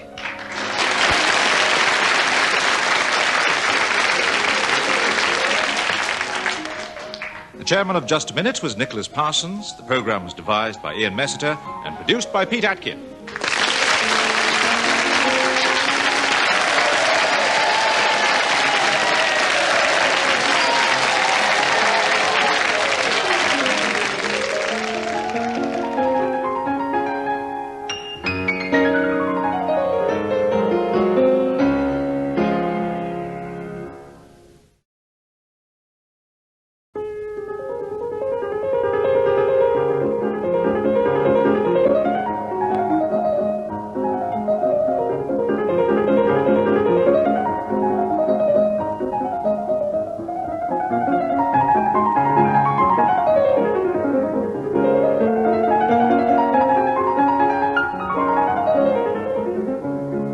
We present Kenneth Williams, Clement Freud, Derek Nimmo, and Graham Garden in Just a Minute. And as the minute waltz fades away, here to tell you about it is our chairman, Nicholas Parsons. Thank you. Thank you very much. Hello and welcome to Just a Minute. And this week we have three of our regulars, Kenneth Williams, Derek Nimmo, and Clement Freud. And we welcome back someone as our guest who's played the game before, Graham Garden. And, as usual, I will ask them if they can speak for just a minute on the subject that I will give them, and they will try and do that without hesitation, repetition, or deviating from the subject on the card. And we'll begin the show this week with Graham Garden. The subject is the strangest thing.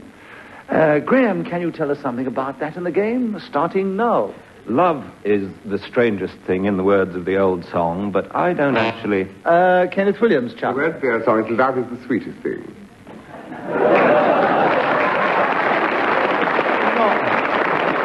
For all we know, it might be an older song that Not Graham that was old referring song. to. Love is the sweetest thing. Love is a diamond ring. Love is like an April day. Love's lovely anyway. Love makes the whole world sing.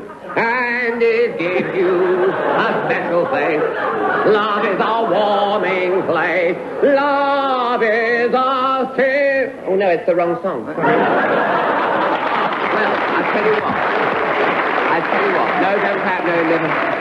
Well, never applaud we'll give an error. Kenneth a point for his I have to cabaret. admit, I made a terrible error. I am willing to withdraw. I stand here, well, I sit here in... Well, some people think you're actually... in deep penitence. Well, Kenneth, I beg Mr. Graham's pardon. Kenneth, you finished? Yeah. Oh, thank goodness for that. I thought actually you were standing. That's what worried me.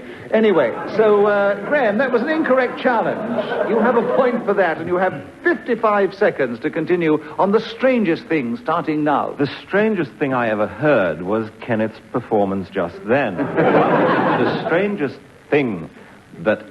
Derek Nimmo challenge. Well, he seems to sort of packed up a bit, I think. I think he's a little bit rusty on the game because he hasn't played it for a time. And, Derek, you have the subject. There are 47 seconds, the strangest thing, starting now.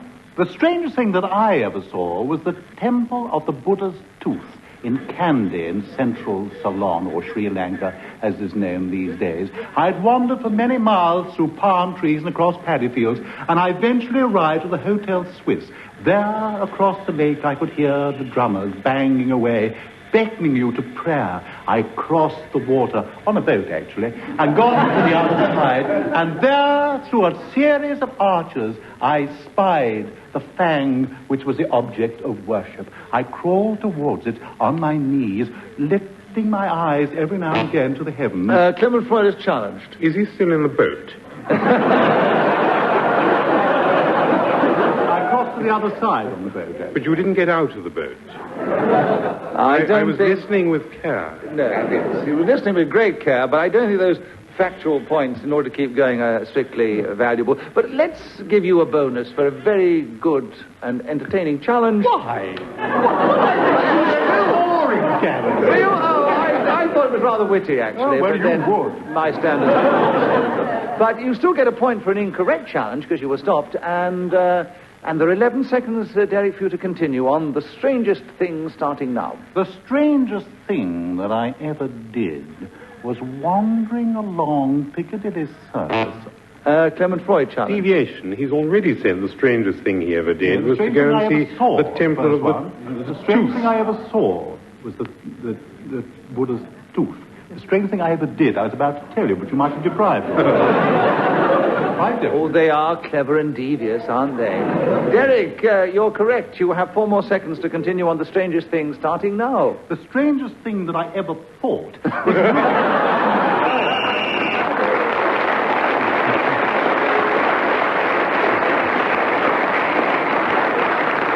So Derek Nimmo kept going magnificently to the whistle when gained an extra point, other points in the round, and has increased his lead. Kenneth Williams, it's your turn to begin. The subject is power.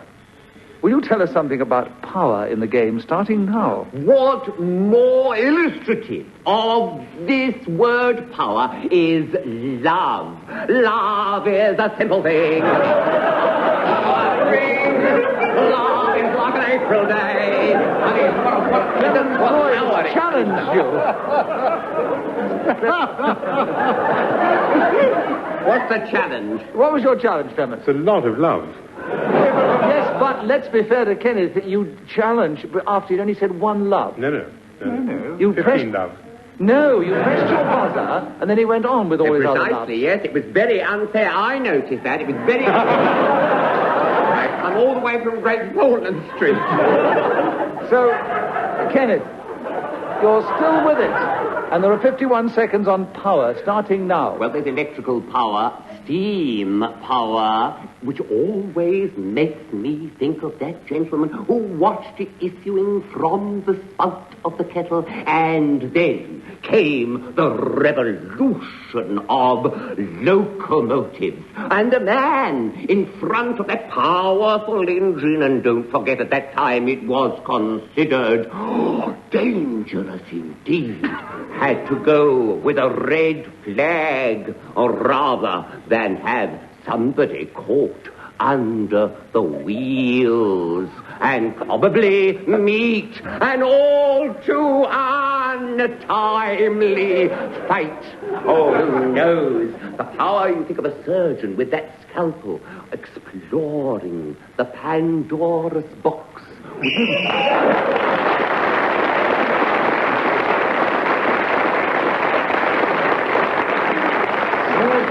Exploring Pandora's box. What a surgeon told me that when you open a patient, he said it's always like Pandora's box. You never know what to expect. As everything flies out except hope, you may just make much confidence in surgeons, does it? So, Kenneth, you kept going very well till the whistle went, gained an extra point, and you are now in second place, alongside Clement Freud. Way behind our leader, Derek Nimmo. And, Derek, your turn to begin. The subject, boats for bath time. Do tell us something about that in the game, starting now. Well, I think the best kind of boat to have a bath time is a rubber one, because you can sit on it if you want to, and you can throw it against the side and bounce back at you, and it won't cause you any injury, because if you have a plastic boat, it can be decidedly uncomfortable if you sit upon it. Now, the kind... Kenneth Williams. 2 sits, I'm afraid. Yes, there were indeed. And, Kenneth, you have boats for bath time. You have 44 seconds, starting now. I would never bother with boats at bath time because I consider that bathing is not appropriate for that kind of playing about. I mean, the most I would do is to let the sponge glide gracefully before squeezing the water it contains upon my back and my hair. Derek Nimmo challenge. Deviation, you're talking about sponges at bath time rather than boats at bath time. Yes, I'm afraid you were, so that I would consider deviation, and there are 25 seconds for Derek to take back the subject, starting now. I used to regularly have baths with a girl called Barbara Fowler, and we had a rubber submarine. Repetition of rubber. And deviation, I mean, this is supposed to be a pen. Graceful talk about it. He's probably going to tell us that the girl in question was only 5 and he was 4 or something. They always do, yeah. So, Clement, the correct challenge, 19 seconds for you on boats for bath time, starting now. Submarines are best because they come down and can look at you subaquatically, as it were, which is not... Derek Nimmo challenge. Submarines, by definition, can't come down. They have to come up. So they can't come... Do you think they're built below the surface?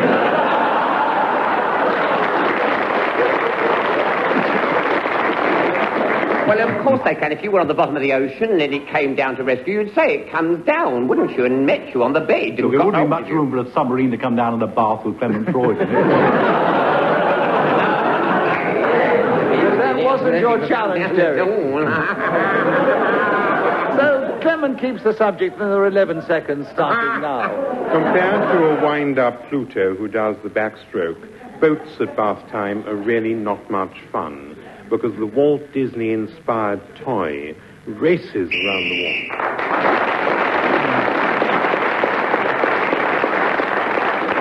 Clement Freud, speaking as the whistle went, has moved forward. Derek Nimmo still in the lead. Kenneth Williams and Graham Garden. And Clement begins the next round, and the subject is Atlas. Will you tell us something about that subject in the game, starting now? There was, in my youth, one Charles Atlas who advertised, "Have a body like mine," and you sent up and got it in a plain brown envelope. There are also the Atlas Mountains, which I seem to remember occur in the north of Africa, and there's a fly flying around my nose at the moment, which is most off-putting. I think he's swallowed a fly. He certainly paused. And the subject is Atlas, Derek. There are 37 seconds left, starting now. One of the Titans, of course, famed for carrying the world upon his back. And this was an interesting thing, you know, that when the first book of maps was published, they used an illustration of Atlas on the cover, and that's why we today call a collection of things describing the Earth's surface an atlas. Now, you know, one of my favorite forms of reading, I suppose, is to open an atlas, take a pin, and just plunge onto a page and see what is the nearest place name, word, to where that little sparkly thing is sticking. Clement Freud, a child. Hesitation. Yes, and he it repeated, was. you know. Clement, you have the subject with 4 seconds to go on Atlas, starting now. ATL, and then the first letter again. S is the way you spell it. Derek Nimmo still in the lead, one ahead of Clement Freud. Graham Garden begins the next round. Oh, it's a nice one. Pigs as household pets. I don't know whether this has been specially chosen for you, Graham, because of your knowledge of pigs or not, but can you talk on the subject starting now? Pigs as household pets has been a great interest of mine almost for as long as I can remember. And I first kept pigs as household pets as long ago as 20 years in the past. Derek Nimmo challenge. Too long. As long ago, you repeated, I'm afraid. Long ago. It is difficult, isn't it? 48 seconds on pigs as household pets, Derek, starting now. I once had the great good fortune to play Freddie Threepwood to Sir Ralph Rishen's Lord Emsworth. Kenneth Williams. Hesitation. I think so, Kenneth. And you have the subject of pigs as household pets. And there are 43 seconds starting now. Well, when they are piglets, they would be enchanting as pets, because who can resist those tiny little faces gleaming? No, I mean... Lee Gleaming, I think. Yes. Hesitation. Gleaming up at you, and then I said gleaming, and because it didn't sound like a pig at all. And you've got the subject back, Graham, and there are 32 seconds. Pigs as household pets, starting now. One of the main problems with keeping pigs as household pets is the variety of illnesses and conditions which they can suffer. They are very prone to getting pains in the snout, and a pig with a painful front end of... Clement Freud. I know it's... Wrong challenge. Point against Wrong challenge. Point against. Challenge, yes. Yes. Right. Pain, and he cleverly went for painful, and so that was well thought, Graham, and you have a point for a wrong challenge. 15 seconds, starting now. The only thing to do with the front end of a pig is to rub a little ointment into it. This will soon clear up the problem. However, pigs as household pets do need a place of their own in which to live, and I've found that...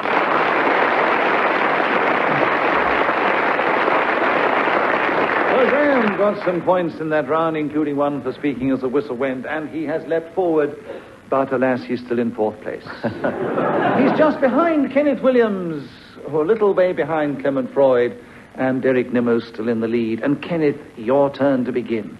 What I dread is the subject, and you have 60 seconds as usual, starting now. What I dread is too complicated for me to go into in 60 seconds, but I will try, because the footsteps behind fill me with dread. And there is no question about it. I will stand in a doorway or cross a road rather than endure the torment that it represents to me, because it doesn't happen to be one of my proclivities to tolerate that. The other dread I have to own up to, I suppose you could say it's part of the actor's syndrome, that dream where you think I'm on the stage and don't know a line. It's all gone out of my lovely head with this beautiful spun gold hair which people want to run through barefoot. Very different challenge. Deviation, he hasn't got spun gold hair. What lies! I mean, you can see, all of you can see it. And I say... You can see it's lovely, can't you? I mean, people have said, well, lovely hair. It's made me a cult. I'm an enormous great man. I've become a cult figure. But I must tell you that Derek Nimmo's been very clever because there are only 2.5 seconds to go, and he's got in just before the whistle on What I Dread, starting now. What I dread is Kenneth Williams, because every time... So Derek Nimmo increased his lead at the end of the round, and he also begins the next round. The subject is waking up. Can you tell us something about that, Derek, starting now? Well... You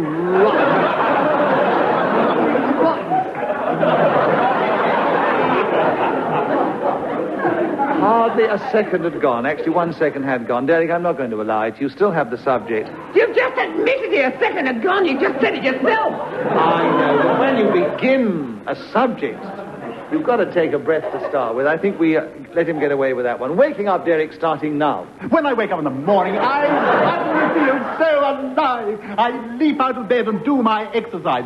The Canadian Army one's so good for you. And then I get my crossword, sit back on the sheets, and very carefully fill in the first answers to the various clues that are presented to me. I ring then a bell beside my bed and summon my breakfast, which comes on a little tray with a silver pot of coffee, some marmalade, some toast, a nice... And Clement Freud has challenged. 2 sums. Well, 3 sums. 3 actually. sums. So, 30 seconds are left for waking up, Clement, starting now. Waking up is much easier when one takes a breath, and especially incredibly more simple now the terminal dandruff is no longer a problem. This is by virtue of the fact that much of my hair has gone, although when someone said, "You have lost a great deal of what you had," I had to deny it and say, on the contrary, I know where everyone has gone. It so happens that I'm rather bald. On Tuesday afternoon, Kenneth Williams challenge. Well, I thought it was a hesitation. Yes, it was definitely hesitation. Tuesday afternoon. And you got in with 1 second to go, Kenneth. Waking up, starting now. I do it with a light heart.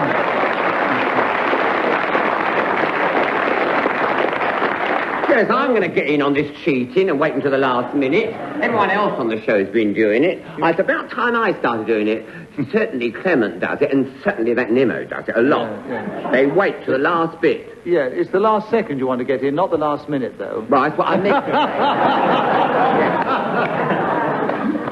say. Right, so, Kenneth, you're doing well. I mean, you're moving rapidly forward in 3rd place, but still a little behind Clement Freud, who begins the next round. The subject, Clement, is my hobby.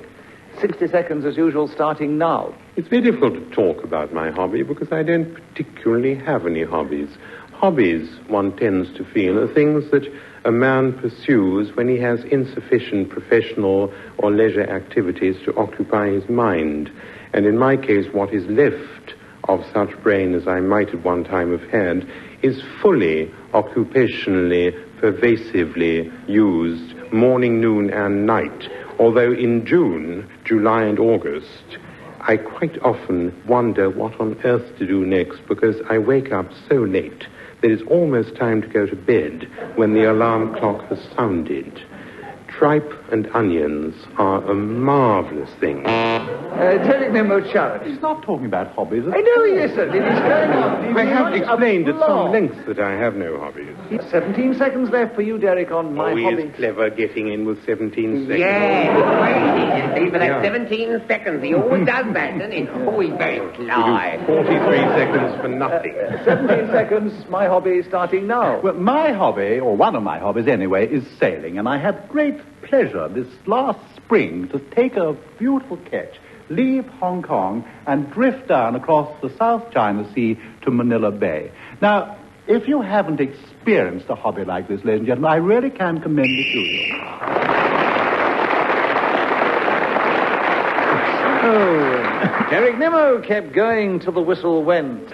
You have increased your lead considerably, and you're way out in front. And Graham Garden, you begin the next round, please. The subject is catching conger eels. 60 seconds, starting now.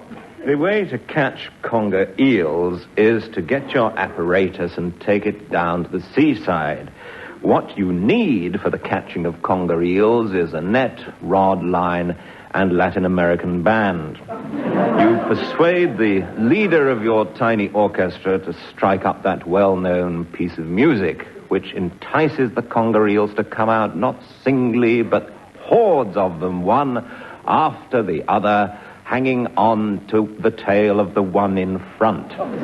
They swim through the water, rhythmically dancing to the strains of the melody that your musicians are providing for you. All you then have to do is to take your reticulated piece of apparatus and dangle it into the briny head of the conger eels, and they all swim into it, and you will have captured them. Another good way to catch conger eels is to go to a conger eel shop and ask a man to do it for you.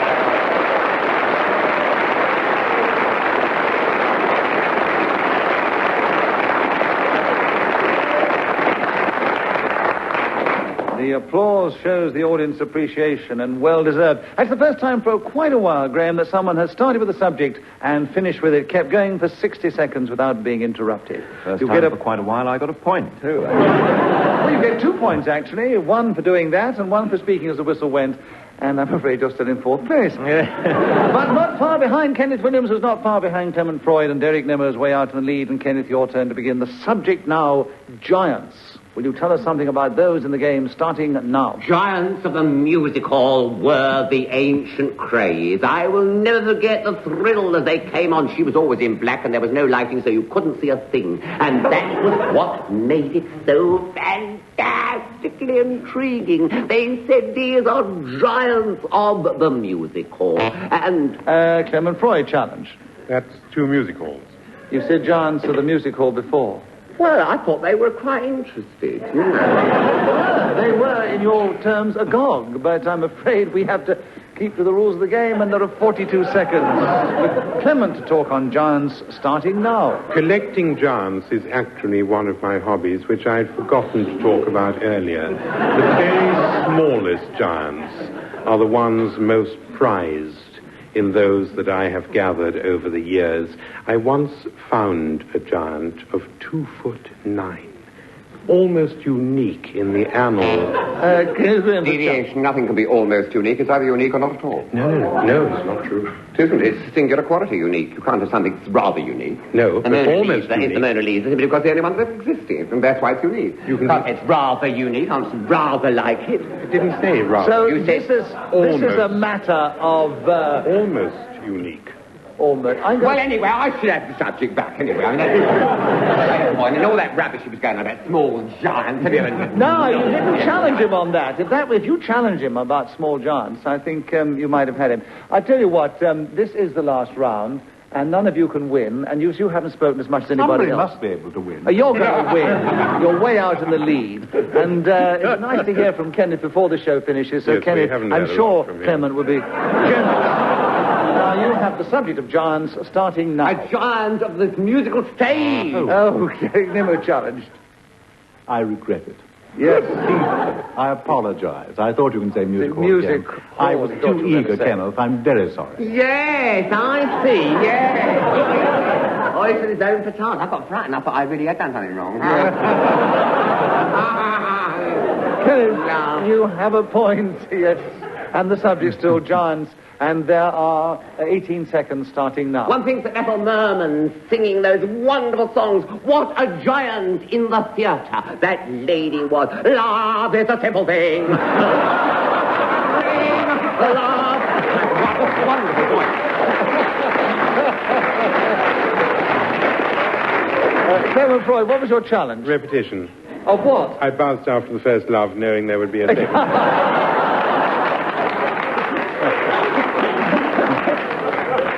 Kenneth still has the subject. Clement has a point. His challenge, and so does Kenneth. Kenneth, you carry on with 8 seconds, because he buzzed only after the first one. Giants is still with you. Under this classification must come myself, because a talent like mine can only be described as giant-like. It is... Derek Nimmo. I can describe it in various other ways. I don't have You said only describe. Unfortunately, if you come on Just a Minute, you do often have to sit down and be insulted. I mean, that seems to be one of the aspects of the game. Yes, you weren't actually deviating from the subject, Kenneth, so you have another point, and you keep going. And 1 second to go, Giants, starting now. And it includes a wonderful show where I sat...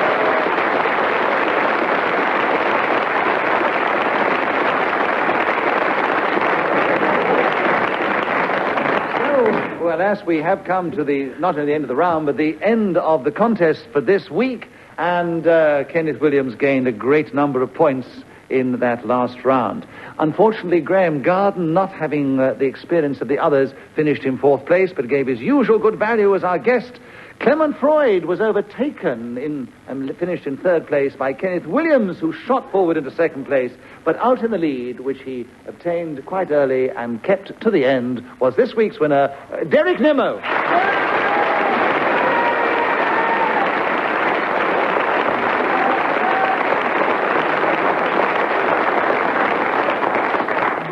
Thank you very much. We've enjoyed playing the game, and we hope that you'll want to tune in again at the same time next week. Once again, we take the air and we play Just a Minute. Until then, from all of us here, goodbye.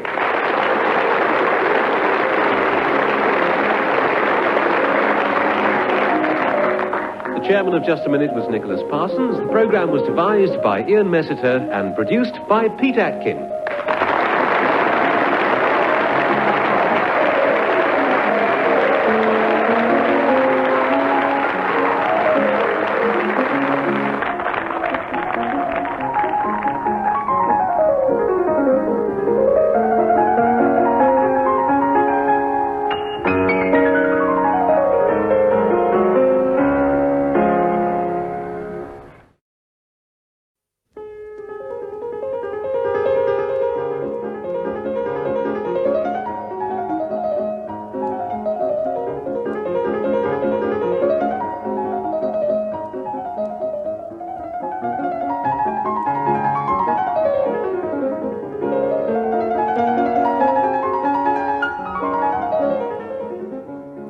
We present Kenneth Williams, John Junkin, Tim Rice and Brian Johnston in Just a Minute. And as the minute waltz fades away, here to tell you about it is our chairman, Nicholas Parsons.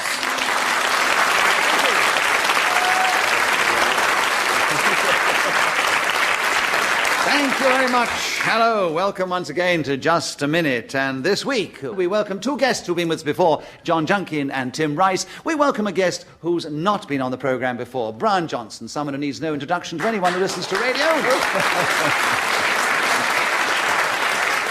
And, of course, our regular Kenneth Williams, who needs introduction to everybody who listens to radio. We'll begin the show this week with Kenneth Williams. And, Kenneth, the subject is moments of drama. Will you tell us something about those in the game starting now? I recall great moments of drama in my own career, and on one occasion at the Arts Theatre, it was in the middle of the scene where the bishop has to say to Joan, "You stand alone. The bastard of Orleans has told you, the Dauphin has instructed you, and yet you stand your own ungodliness and cast out. You shall..." And the whole thing went to pieces. And so he eventually walked down to the floats and said to the house, "I'm awfully sorry. It's a very difficult role, you understand, so bear with me, will you?" And then went to the prompt corner and got the script and looked it all up and came back and started all over again. By which time the drama, or the moment of it, shall I say, had really rather... John Junkin has jumped. Hesitation. Drama, the moment of it, I should say. I thought he kept going brilliantly, having made an alliteration. He had repeated himself a few times up till then. No, Kenneth, you still have the subject, the moments of drama, and there are 17 seconds left starting now. I hope it's enough time in which to tell you of that wonderful moment of the third act when Brian Johnson has That's about the 10th time we've had the word moment. Yes. But unfortunately, Brian, the words in the subject can be repeated. Yeah. And actually, as you are a guest and you have never played the game before, on the card it says moments of drama, and he repeated the word moment, so I'd be rather mean for Kenneth. Oh, come on, be kind to Brian. My first time. Give Brian Johnson a chance to talk for the first time on Just a Minute with 11 seconds to go. Moments of drama starting now. Well, oh no, I buzzed myself. Brian... Brian Johnson... Hesitation from me. You buzzed yourself. I hesitated. You're absolutely right. You got a point for that. Right. I'll go on if you like, You're going to have to go on because you've destroyed the whole structure of the game, such as it was. But there are 10 seconds for you to continue with moments of drama starting now. Well, the only time that I had a moment of drama was when I played in a sketch with my brother. It was in a little village called Much Markle, and he had to come in and say, "It's Georgie's ghost." And I remember I had to light a cigarette for it.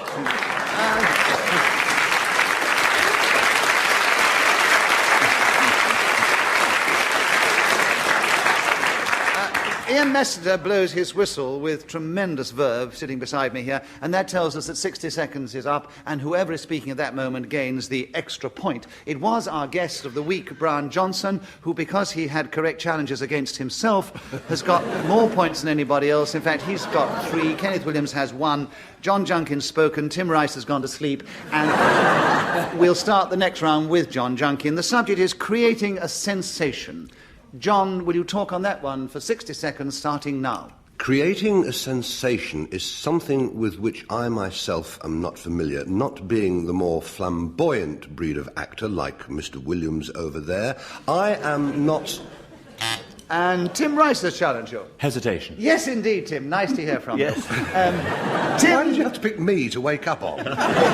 Will you take over the subject? There are 47 seconds. Creating a sensation starting now. I have created a sensation many times in my long and distinguished career on the cricket field. Brian Johnson has challenged. Untrue. He hasn't had a distinguished career in cricket. Are you challenging on creating a sensation on the cricket field or a distinguished career on the cricket field? Both. I think he's a bit of a sensation, but he certainly hasn't created...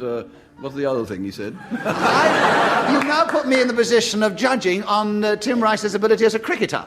Well, that's which is almost easy. Impossible. I'm either going to offend him or upset you. All right, offend me then, because he's a very good cricketer, really. Right, all right. So, Brian, a very nice challenge as your guest. We give you a bonus point for a very inventive challenge. Let him continue the innings. The subject with Tim Rice. I think that's the fair way to do it, don't you? Being fair to everybody. There are 42 seconds for you, Tim, to continue on creating a sensation starting now. There are many ways to create a sensation in life. I well remember an occasion when I was driving my car. John Junkin. Repetition of occasion? There were 2 occasions there. I'm sorry, Tim. John has got the subject back. There are 6 seconds left. Creating a sensation starting now. Tim Rice has challenged. Hesitation without a... rotten. You mean player. You know there was no hesitation. There are 35.5 seconds. There was a long hesitation. Yes, for half a second. I always have this problem on this programme. It's called breathing. Nobody else... I'm allowing you to breathe, John. It's all right. You still have the subject of creating a sensation starting now. A simple. Tim Rice challenged. Hesitation, yes, I agree with you. At that time, you went for more than half a second. I'm sorry, John. You took too long a breath. So Tim has it back, creating a sensation, 34.5 seconds, starting now. Those who wish to create a sensation should remember that it is very important not to waste too much time breathing, because if you do this, your impact, your dynamic emphasis will completely fly out of the window. Should there not be a window, it will... And Kenneth Williams... What, 2 windows, I'm afraid? Yes. I always say it was a different window, but he did repeat it. Right. So. Kenneth, you have creating a sensation, which you've done many times, but there are 20 seconds for you to take the subject, starting now. I created a sensation by putting my hand to what I was unaware of at the time. I mean, I didn't know it was electric, but the shock was appalling, and I leapt back, and people said, "Oh, what's the matter?" Tim Rice challenged. Deviation. Why? Appalling. There's no such word. Well, Kenneth uses some very strange words. And There's he has nothing in this game that says you have to use words in a certain sense. And some of his pronunciations are very bizarre on occasions, but it's all part of Kenneth's delightful personality. But it was complete, utter nonsense. Well, I understood it. I think the audience understood it. That doesn't mean it wasn't utter nonsense. But as it was nonsense, yes, that's the reason I understood it. Thank you, John. No, Kenneth, I'm leaving it with you with 5 seconds to go, starting... Very good, Chairman. Excellent. Carry on. Oh, sorry. 5 seconds, starting now. And another one when on a stage I made the entrance and then was taken away, so to speak, by the grave trap.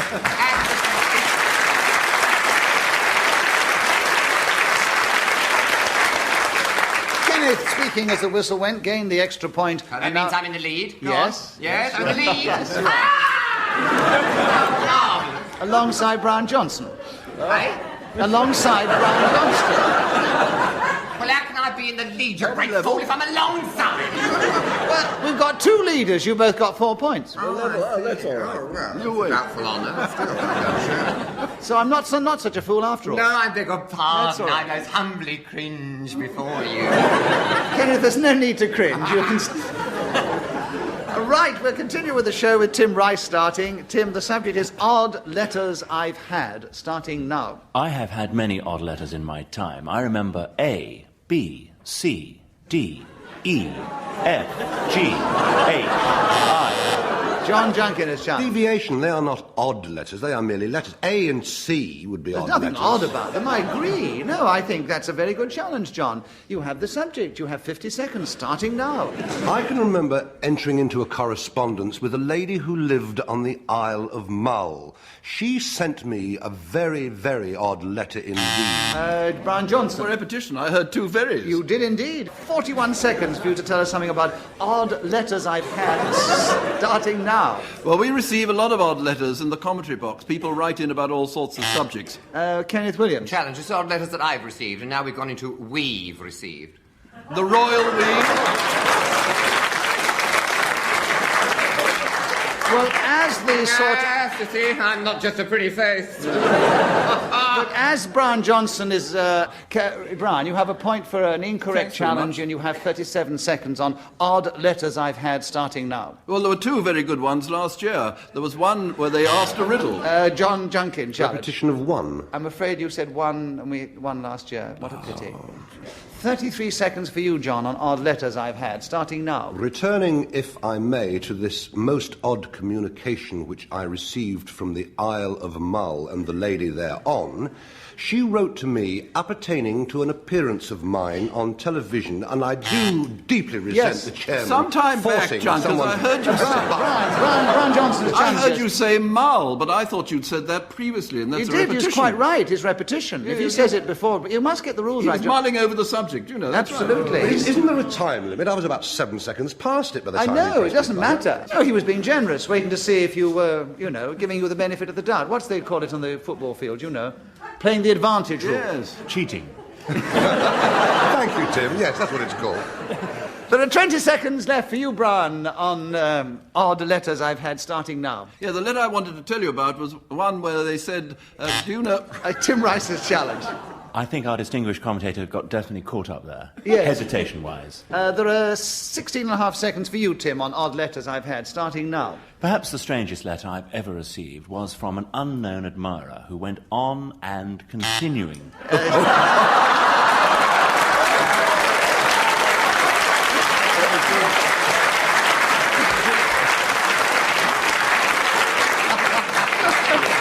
Kenneth challenge. Try and wriggle out of that one, Kenneth.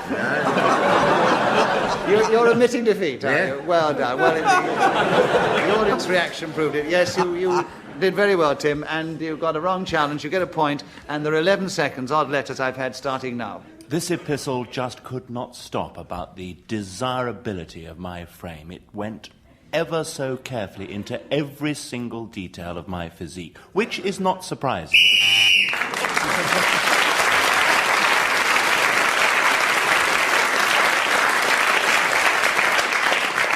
Well, at the end of that round, our guest, who's not been with us before, Brian Johnson, has the lead.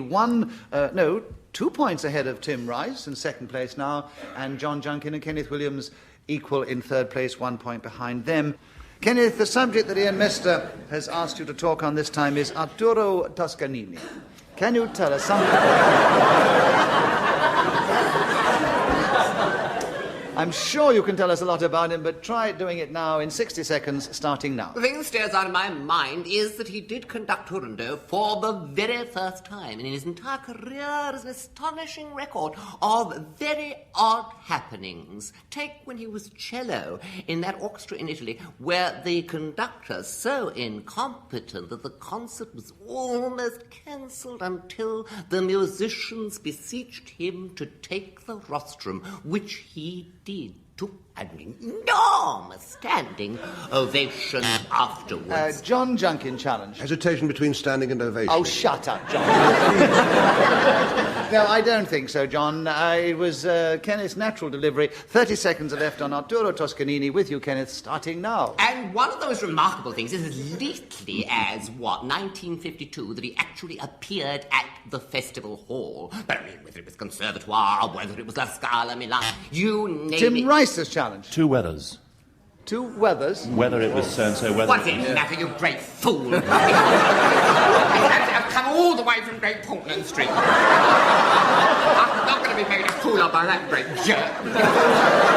Also, very rude to me before this show began. He was very rude to me before this show began. Was he? What did you say? I said it's an all-male panel on tonight, and he looked at me and said, we're an all-male.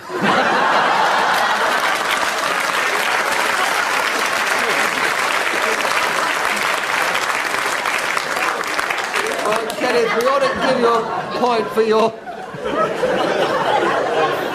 courage in making a joke against yourself like that. That was very brave of you, but I'm afraid it was a correct challenge.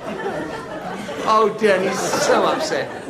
Kenneth, Tim, I have to agree. Tim takes the subject. 13 and a half seconds on Arturo Toscanini. With you, Tim, starting now. Originally, when first showed this man's name, I thought he was left back for West Ham in the 1923 Cup final, but now I realise after Kenneth's most moving... deviation, what he thought about being in West Ham is nothing to do with Arturo Toscanini, and that is the subject.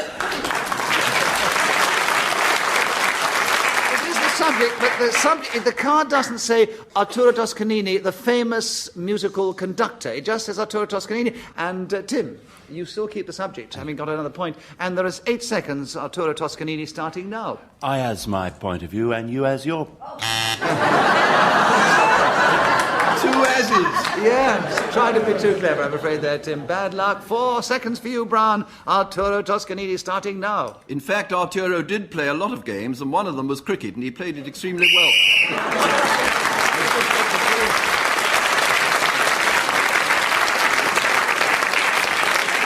In 4 seconds you can get away with it, Brown, because Arturo Toscanini didn't play cricket. But you just said Arturo, and you've leapt forward into the lead. 2 ahead of the Tim and John, and 3 ahead of Kenneth, and it's all very close, and John Junkin begins the next round. And John, the subject is Saving My Face. Would you tell us something on that subject in 60 seconds, if you can, starting now?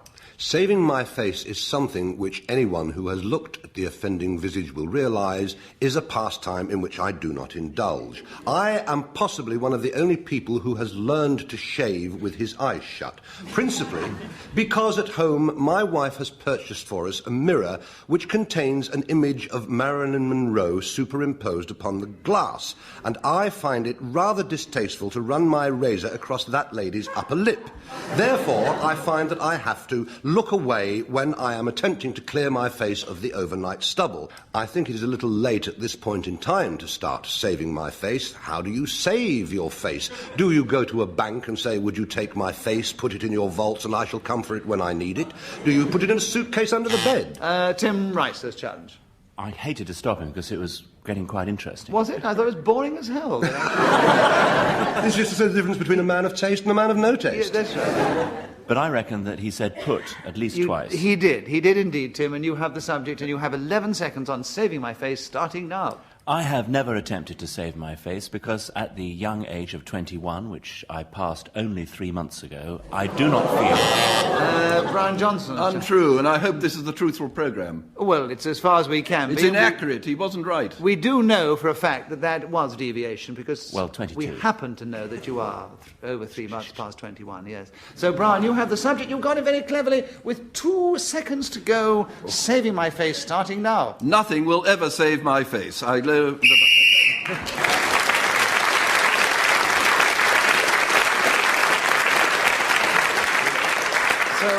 Brian Johnson slightly increased his lead at the end of the round, getting the extra point for speaking as the whistle went, and we're back with Tim Rice to begin. And the subject is throwing a pot.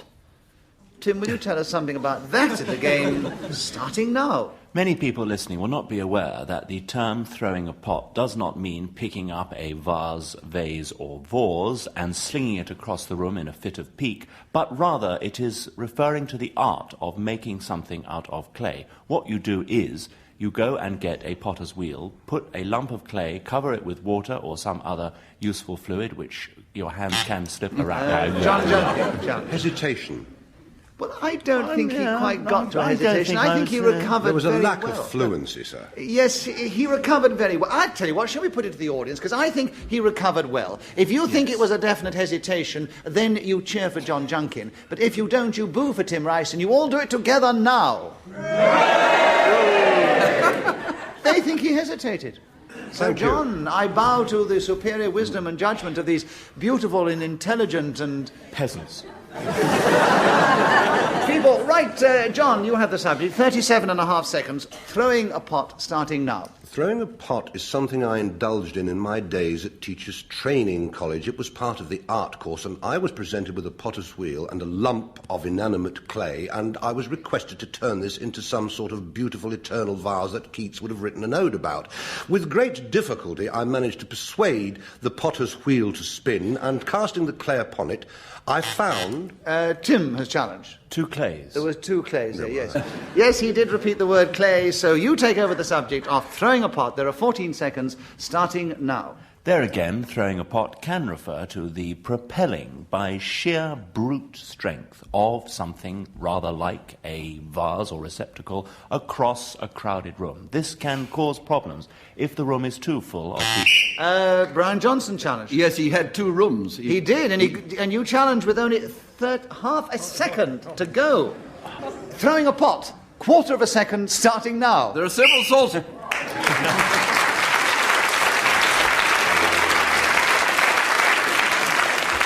Brian Johnson, you have gone further ahead at the end of that round, having got that all-important point at the end with the whistle going, and you start the next round. The subject is the Costa del Sol. Will you tell us something about that resort in 60 seconds, starting now? Well, first of all, I thought it was very wise of you not to attempt the Spanish accent. Costa del Sol is a lovely place in Spain. I've never been there. I don't like the heat very much, and I don't go to these exotic places. Kenneth Williams has I don't like the heat. I don't like the I'm place. afraid, yes. Who don't? Yes, I'm sorry, Brian. Kenneth Williams is with us again with 49 seconds on Costa del Sol, starting now. Io sono artista incompreso was the remark made by Arturo Toscanini when he offered the conductorship of the National Broadcasting Orchestra, which was especially created for the aforementioned and brilliant... Tim Rice has challenged. I tried to give him every chance, but this has got nothing whatsoever to do with the Costa del Sol. He was on the Costa del Sol, you great fool. He was performing in Malaga. You are an idiot. Do you know where Malaga's situated? Do you know where Malaga's situated? Do you know? Have you ever opened a geography book? I really shouldn't be here at all. I'm wasting my time, you know. I agree. I agree. On this brain of Britain or something really distinguished, shouldn't I? Kenneth, I think you made your point.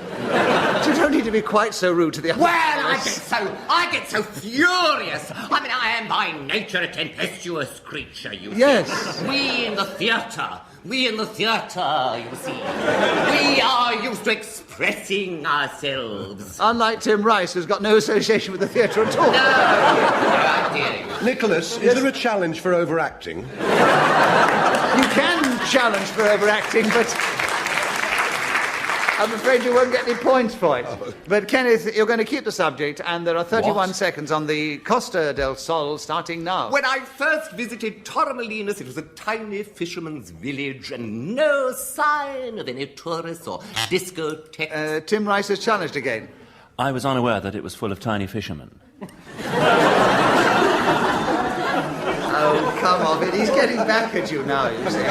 See what happens if you create the aggro, you're going to get it back again. Oh, it's ridiculous. He doesn't have a chance. What is your challenge on deviation? Deviation, yes. Because the fishermen are not tiny in Torremolinos. Yes, do I judge on that? I didn't say anything about it. I said tiny fishing village. I didn't mention any... You said tiny fisherman's village. I didn't. I said fishing village.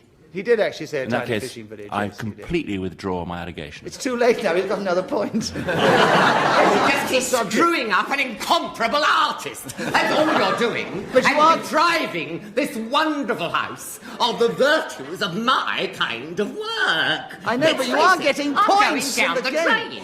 I'm being aroused round the ankles. It's terrible. Kenneth, calm down. You're getting points as you go along. good. for one challenge. Oh, it don't take much to get me going. But before it all disappears, there are 24 seconds.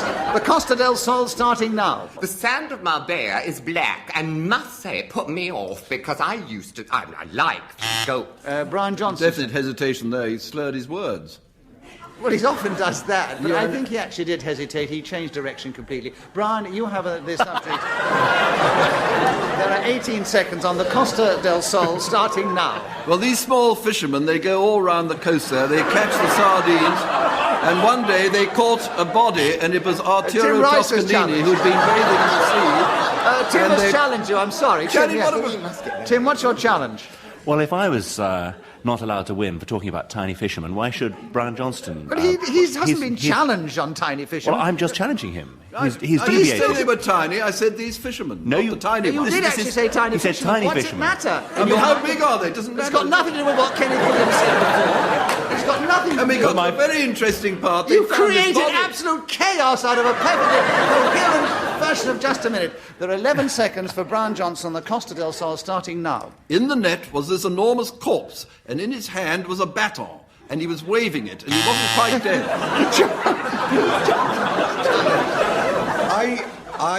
I imagine you would call it deviation. I call it rubbish.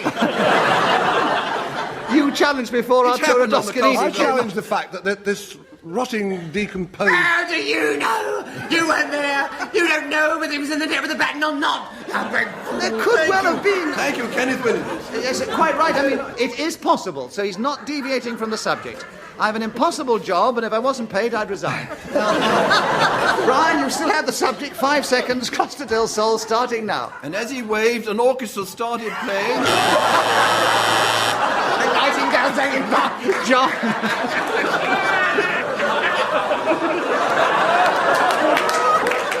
John, you're challenged.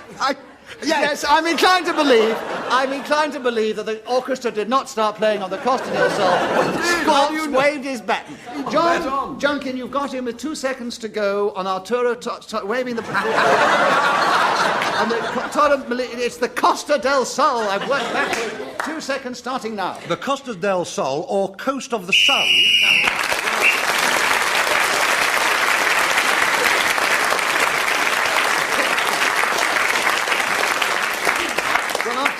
That last frenetic round. Let me tell you the final result. Kenneth Williams giving his usual exuberant value to the show. Thank you very much indeed.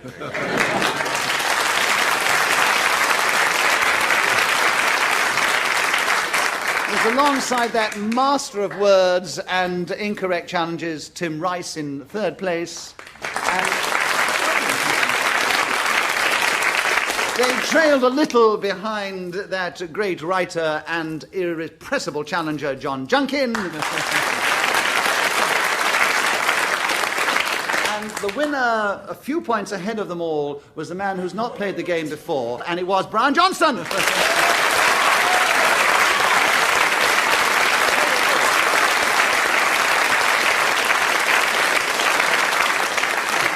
We hope that you have enjoyed listening to the programme as much as we've enjoyed playing it, and will want to tune in again the same time next week when we take to the air and we try and make sense of this impossible game. Till then, from all of us here, goodbye.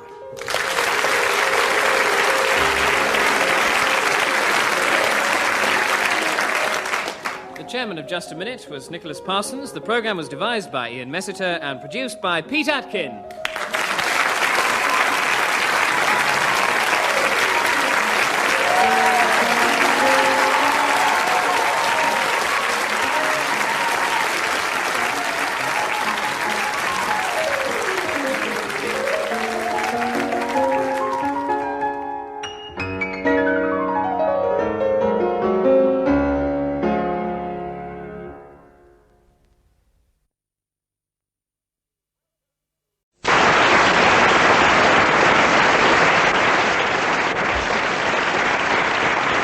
Thank you very much indeed. Hello and welcome once again to Just a Minute. And as you've just heard, we have three of our regular players of the game, and we welcome as our guest this week, Denise Coffey.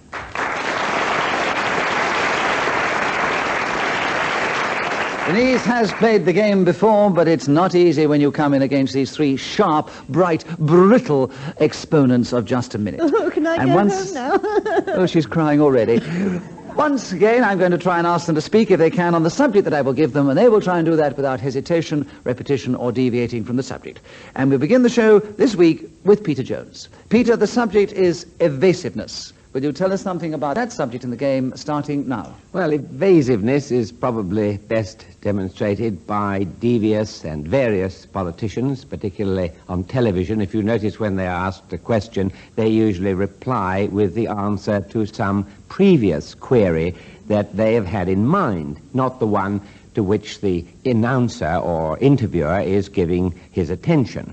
Very often they blame the previous government on the ills of the country at the moment, and they don't really tackle the problems that are in front of them, because it is their policy to try to sell something else. They go to the studio with the idea of trying to influence the audience about Kenneth Williams, Charles. I thought it was a hesitation. It definitely was, yes. it was. He had said it all, really, and then he had to keep going on the subject. So, Kenneth, you have a correct challenge, which means you have a point for that, and you take over the subject of evasiveness, and there are 13 seconds left, starting now. I was an expert at this in the army, and I frequently evaded ever going to the rifle range where I was supposed to be practicing getting the actual bullet on the target. Well, now they said to me, you're evading the issue, and of course...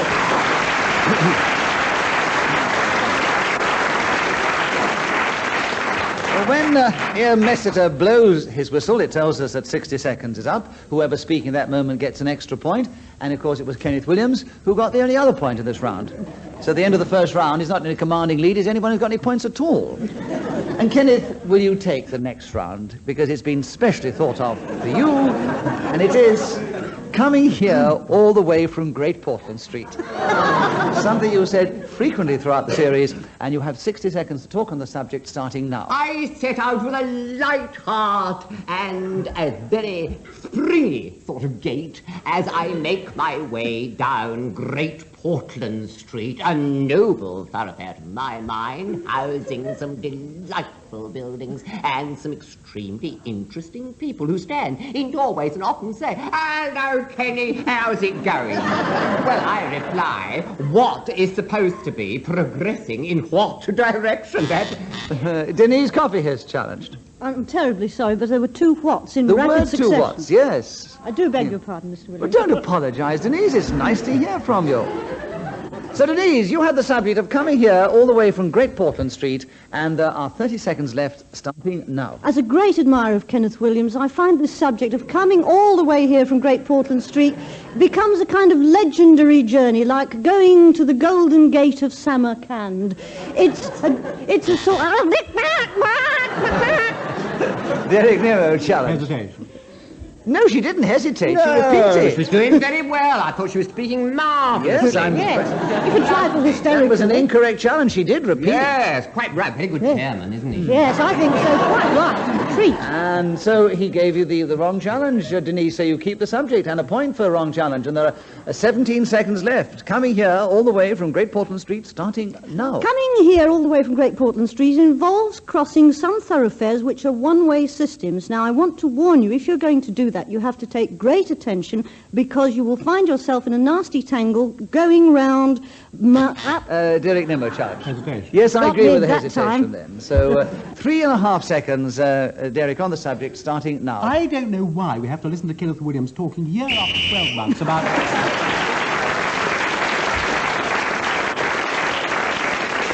So at the end of that round, Derek Nimmo got the point for speaking as the whistle went, and Derek, we'd like you to start the next round. The subject, wizards. Can you tell us something about those in the game, starting now? I suppose Merlin must be the most famous of all English wizards, part of the Arthurian romance. And I always liked to think of him when he was first born, the son, I can't think of it. Denise Coffey. I must challenge you on deviation of the most extraordinary kind. Yes. I mean, mix up a daughter with the son. It's, Well, he was a wizard. And I think that was a wizard challenge, Denise. You have the subject, and there are 47 seconds left for wizards, starting now. Did you know, ladies and gentlemen, that Matthew Hopkins, who was known as the Witchfinder General and went round the country in the 17th century testing for witches, was ironically killed by his own test, which was if you were a wizard and you were flung into a river and you floated, you were guilty of the crime of necromancy and were therefore killed immediately by being burnt at the stake. That happened to him, and being seized by...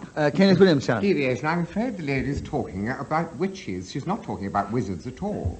I think that's correct, yes. I think that was a good challenge, Kenneth. Thanks and so very much, Mr. Chairman. I don't know, I'm going off him a bit, I think. And you have 25 seconds on wizards, starting now. Wizards was a term which was very favourable to the RAF. They used to use it about people who pulled off incredible feats. They'd say, wizard prang, and it became very popular, and many people adopted this sort of jargon. Of course, the other kind, the ones that could actually perform, or so they said, feats of alchemy.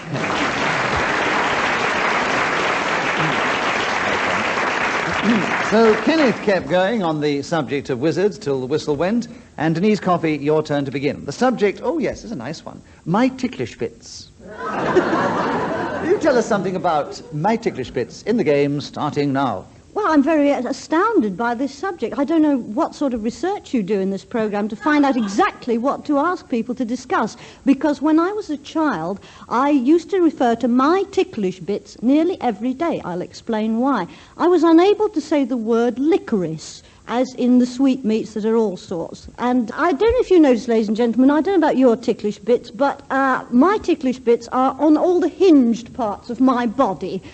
For example, the elbow, Derek Nimmo, chap. I've had a lot of hers, don't you? Yes, I think she erred a bit too definitely then. To err is human, to forgive divine. That's what I think. Yes. And so you have 27 seconds now for my ticklish bits, Derek, starting now. I employ a beautiful Nubian lady that comes to my house every Thursday afternoon with a long feather to tickle my ticklish bits. I lie on my bed on a fur rug, wearing only my underpants, and this beautiful creature, let into the room by my wife, comes towards me with this piece of ostrich, and when the most... Denise Coffey, chant. Apart from the suspense, I think that was a hesitation. I don't think so, no. So, Derek, you keep going with 5 seconds to go on my ticklish bits, starting now. When I was a little boy, my nanny used to come in and tickle me underneath my arm, and I used to go, ha-hee-ho, and think it was tremendously funny.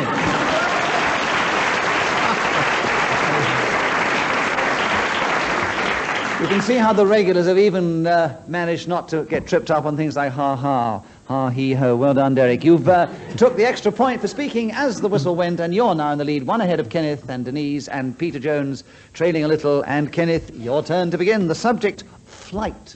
Will you tell us something about that in the game starting now? Well, I know there are two men who are famous for having done this extraordinary thing for the first time. It was Wright and somebody else. The name escapes me at the moment, but they were famous. Derek Nimmo challenge. Icarus.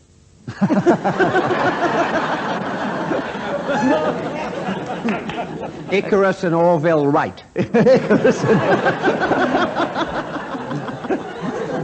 He was going back a bit, and Peter Jones brought him further up to date, and we're all completely mystified. But, all right, don't charge any points on that. We loved hearing about it, but, Kenneth, you were interrupted, so you get a point for that. And there are 47 seconds on flight starting now. Of course, some of the aviators simply disappeared without trace, and in fact, an American lady said her telephone rang at 7 o'clock, and a voice said, "This is Amelia Earhart here, where is everybody?" Because she apparently just vanished without trace completely. Peter Jones, a challenge. Repetition. Yes, of trace. And there are 35 seconds for Peter to take over the subject of flight, starting now. Well, flight has only been possible for man in the last 100 years. I'm speaking, of course... Denise Coffey challenged. I challenged you abruptly there because I think Leonardo da Vinci actually did invent a helicopter a few centuries Yes, but ago. it wasn't possible to fly it, I don't We have no evidence for that. He never marketed it successfully. I think that I give benefit of doubt to Peter. He gets a point for that, and there are 30 seconds left, Peter, on flight starting now. Certainly, balloons were used for some considerable time before that. But it is the metal and wooden structures that we are familiar with now that have made it possible for people to fly as far as round the world without stopping. I remember going up in an Avro Anson in 1929. What an exciting trip it was. It cost 5 shillings.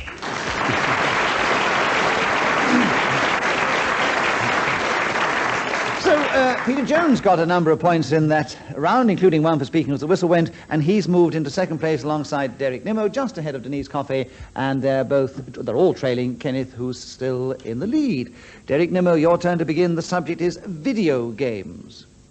Very popular today. Can you talk about them in just a minute, starting now? Happily, the popularity of video games seems to be in the decline. I do think it seems to be the most enormous waste of time to stand in front of a Space Invaders machine pressing buttons, trying to stop these little things hitting the bottom line. In fact, I'd rather talk to Kenneth Williams than play video games, and that's saying quite a great deal. On the way down here from Great Portland Street, you can find lots of video games in shop doorways, always enticing the aforementioned member of this panel in to put his little penneth in the slot, which he's very prone to do if given half the chance. And I do think that it's dreadful that children brought up in schools today have nothing better to do than to play these video games. And as I mentioned at the beginning, I think it is of great excitement that this craze is beginning to fall away and people will start reading books again and learning poetry.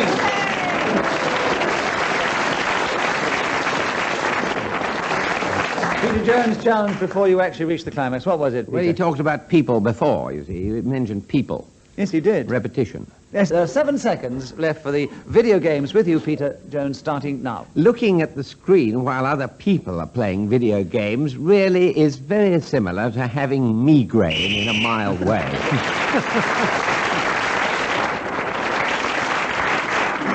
So Peter Jones got the points in that round, and he's now in the lead alongside Kenneth Williams, and Denise Coffey begins the next round. The subject, Denise, that Ian Messiter's thought of for you is the greatest influence of my life.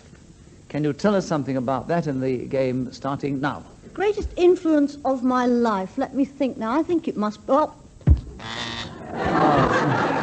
Oh, Denise Coffey, you challenged yourself. I certainly did. That was repetition. I'm ashamed of myself. Well, it was a correct challenge, so I presume you get a point for a correct challenge.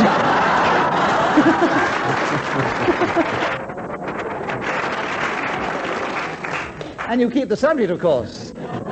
Mind you, if you keep this up indefinitely, it could be very difficult. You just play just a minute all by yourself. Right. There are 55 seconds left for the great influence of my life, starting now. The greatest influence of my life, I think, has been the playwright Mr. William Shakespeare. Not only was his work the first that I ever read on my own as a child. Derek Nimmo challenge. She must have read something before Shakespeare. Deviation. I didn't. Did you read about Nanny Goat Gruff? No. Sorry. Not anything... No, that is the truth. Well, how did you learn to read? Going through Hamlet? Is that why you speak such a... Well, it starts very simply. Who's there is the first word of Hamlet. That's as easy as John and Jane went to the shop, I think. How do you know about John and Jane going to the shop then? Out of the names of sucklings. I think I'm going to put this, this challenge to the superior judgment of our very distinguished and very attractive-looking audience here in the studio of the Paris studio in London. And Denise Coffey's...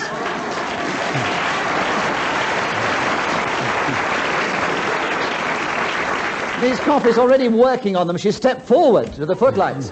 And she's got a case out ready to leave if they don't cheer for her. I rest my handbag, my lad. But anyway, if you agree with Derek's challenge, then you all boo for Derek. And if you disagree, then you all cheer for Denise Coffey, and you all do it together now. I thought it was 50-50, so I'll tell you what we'll do. We won't charge any points.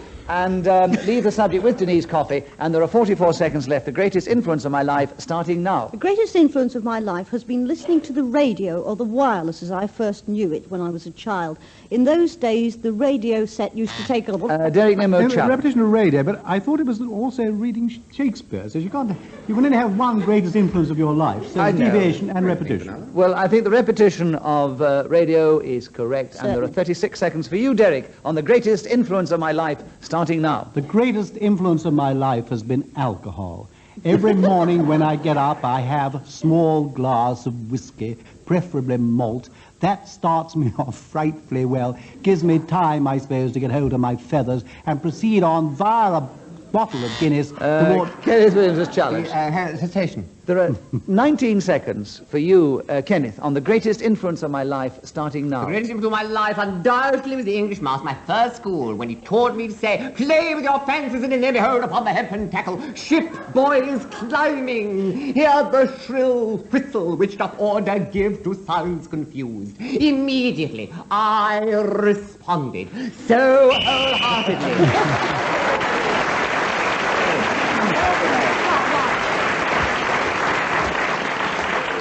Amazing how I respond to a man with such shocking diction.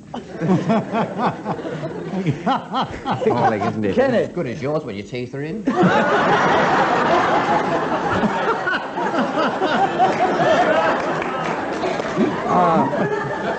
I suppose that's what Just a Minute's all about. Kenneth, with my teeth in, I can tell you that you have increased your lead at the end of that round. Peter Jones, will you take the next round? The subject is My Natural Habitat.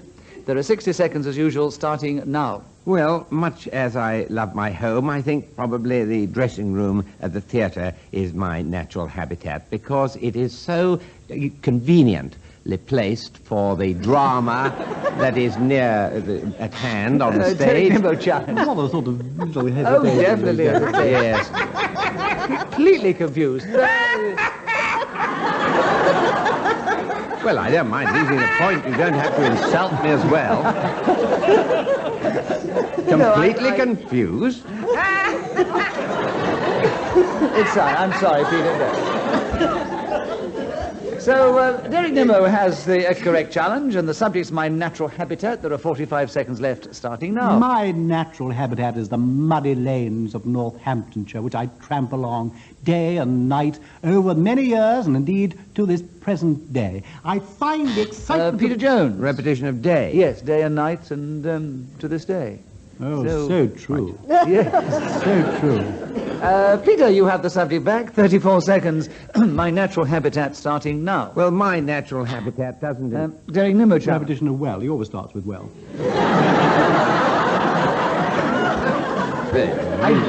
Well, I'm not going to rely on this occasion and let Peter get going with the subject he started with 32 seconds left. My natural habitat starting now. It's nice to have one's friends dropping in and fellow actors are at hand nearby. Kenneth Williams. Deviation, we're talking about friends dropping in. We're not talking about natural habitat. But he did establish before his natural habitat was the dressing room of the theatre. And if he repeated that, he would be repeating in the game. So I got it quite clearly. I think the audience got it too. And I'm sure all our listeners... They'd have to be pretty thick if they didn't.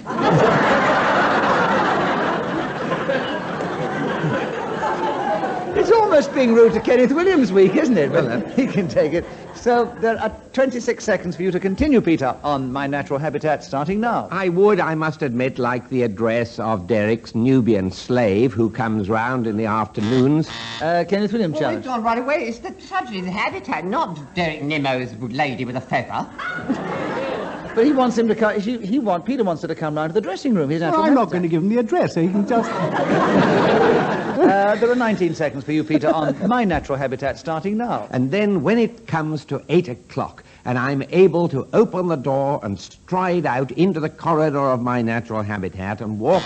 Denise Coffey challenged. I'm sorry that I was listening correctly. You strode out of your natural habitat. That's right. And Denise, you have a correct challenge. There are 11 seconds on My Natural Habitat, starting now. My natural habitat is a boat. I am never happier and I feel more at home in a vessel... Derek Nimmo challenge. Oh, it's yes, that old again. Yes. 5 seconds for Derek on My Natural Habitat, starting now. Covered in straw, I washed across the meadows, playing bird... Peter Jones has challenged. He what's across the meadows?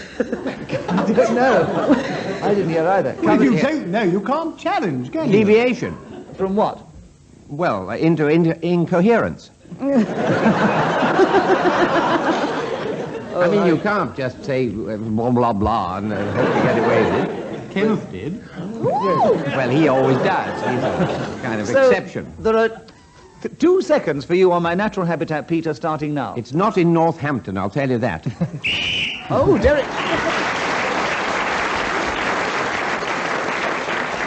And so Peter Jones got a large number of points in that round, including 1 for speaking as the whistle went, and he's now gone into a strong lead, not just, but 4 points ahead of Kenneth Williams, and then Derek Nimmo and Denise Coffey in that order. And Kenneth, your turn to begin. The subject, getting to grips. Will you tell us something about that in the game, starting now? Well, the best way is to get your feet with a good box of that resin stuff, first of all, and then your gloves on, bit of talcum powder in first. Now, that's very, very good, you know, a bit of talcum. Denise Coffey challenged. Very, very good, I Oh, a think. very natty thing, but Yes. if you want it, you Yes. can have it. So Denise has got in with the correct challenge, and there are 46 seconds for you, Denise, on getting to grips, starting now. Get to grips, ladies and gentlemen, with each other. I urge you to turn to the person on your right, affix your right foot to the... Derek Nimmo challenge. 2 rights. Two rights. Yes, 2 rights Do make make a right, wrong. you see. Yes. And there are 37 seconds for you, Derek, on getting to grips, starting now. One really has to get to grips with the problems of life. And I've found it extraordinarily helpful to know Kenneth Williams in this respect. Because often have I wandered with him along Great Portland Street, and he has explained to me, and indeed demonstrated, the power of thought. Because however evasive he might be, I do find that listening to that supreme intellect does enable one to get to grips with things, problems which might seem to be insuperable, become almost minor when confronted with that great intelligence. It has been my privilege... Peter Jones a challenge. Repetition of great. Yes, you can't say anything else we're talking about Kenneth Williams. Great. It was a correct challenge. Actually, I've found it's a very good way to stop Kenneth's challenging if you talk about it.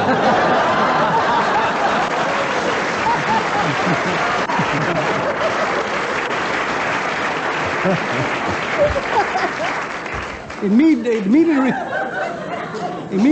reduce the odds of a challenge from 3 to 1 to 2 to 1. You might take it And if you talk about his golden locks, he won't speak for the rest of the evening.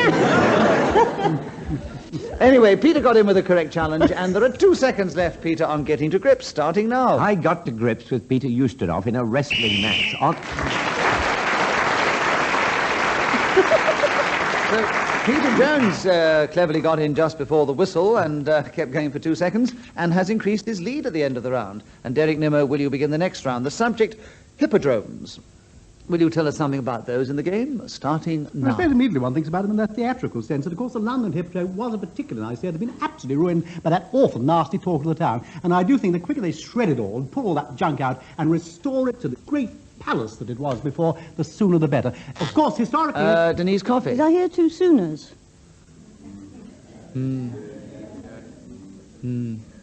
The sooner they do that, yes, the sooner the better. Yes. Wonderful to have a kind of photographic memory like that, isn't it? Denise, you got in with the correct challenge. There are 45 seconds on hippodromes starting now. As I understand it, the hippodrome originally was a place where horses used to perform in a Roman arena, or possibly Greek. Derek Nimmo, They didn't perform, they raced. Well, racing is performing, I would have thought, in a different way. They were putting up a performance. It was a race. Oh, I see. Do athletes not perform? Well, I've never thought when I've seen you attempt to perform that you were racing. But on the other hand, I would describe that about you when I have seen you attempt to perform. So I think it's not a reasonable challenge. Oh, well, I shall remember that next time I go to the Derby. There are 39 seconds for you on hippodromes, Denise, starting now. Derek Nimmo is absolutely correct in saying that the horses performed, they raced as well. What they used to do was that at the beginning of the afternoon, because all the events were held early in the day so that the sunlight would be there for natural illumination, they would run into the arena with 4 riders on the back of each animal. They would be standing 2 men would... Peter Jones was challenged. Hesitation. There was a hesitation. Yes. And she was confirming what I'd said, that they did perform. So there are 15 seconds for you, Peter, on hippodromes starting now. Perhaps my favourite hippodrome was the hippodrome at Wolverhampton, which has long since been discarded and knocked down. But there, one could, for the price of about 2 and 6pence, see some of the great variety stars.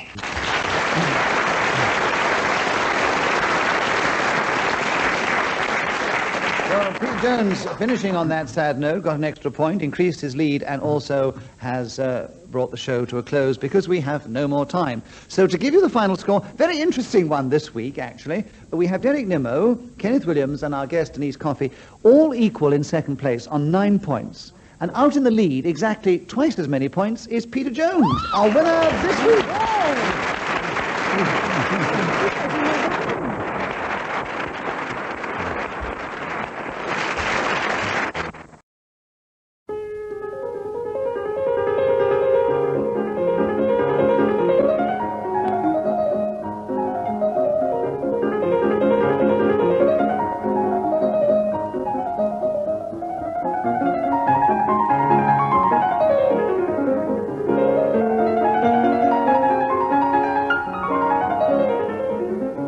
We present Kenneth Williams, Clement Freud, Barry Cryer, and Libby Purvis in just a minute. And as the minute waltz fades away, here to tell you about it is our chairman, Nicholas Parsons. Thank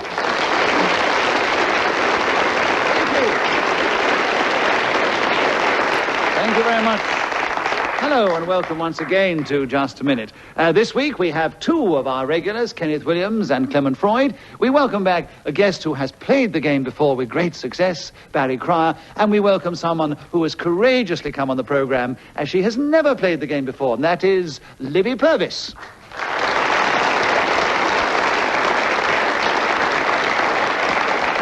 Once again, or as usual, I will ask our four panelists at different times, that is, to try and speak on the subject that I will give them, and they will try and do that without hesitation, repetition, or deviating from the subject.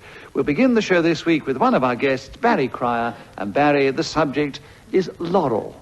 Will you tell us something about that in the game, starting now? The word laurel conjures up to me a man born Stanley Jefferson. And Libby Purvis is challenged. I would have said that was a hesitation. Yes, I've never known him start so slowly in my life. I was adopting a reverent tone. Libby, I agree with your challenge, so you get a point for a correct challenge, and you take over the subject of laurel, and there are 53 seconds left, starting now. The plant laurel has long been associated with what I intend to carry away at the end of this game, and that is victory. You wear a wreath of laurel when you are the victor. If you have laurels, you may rest on them. Witness Clement Freud, witness Kenneth Williams. Clement Freud is challenged. 2 witnesses. There were 2 witnesses. Too many witnesses. And while you can have 2 witnesses, in just a minute it was repetitious. So, Clement, you have a correct challenge, a point, and 36 seconds are left for laurel starting now. It really is very odd that if you win something, you get a wreath of laurels around your forehead.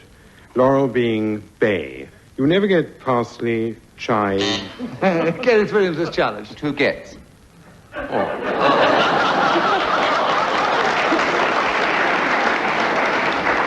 It's very petty. It is rather petty. But on the other hand, you had challenge. been going for a time, and you are a regular player of the game, so Kenneth is all geared to move with 26 seconds on laurel starting now. Laurel immediately puts me in mind of that famous partner, of that wonderful comedian. I always thought what was so delightful about his work was the delicate nature of the comedy. You see, you expected something clumsy, awkwardness perhaps, but on the contrary, the light touch, almost souffle, if you could put it that way, and I don't see any reason why on earth you should not do so.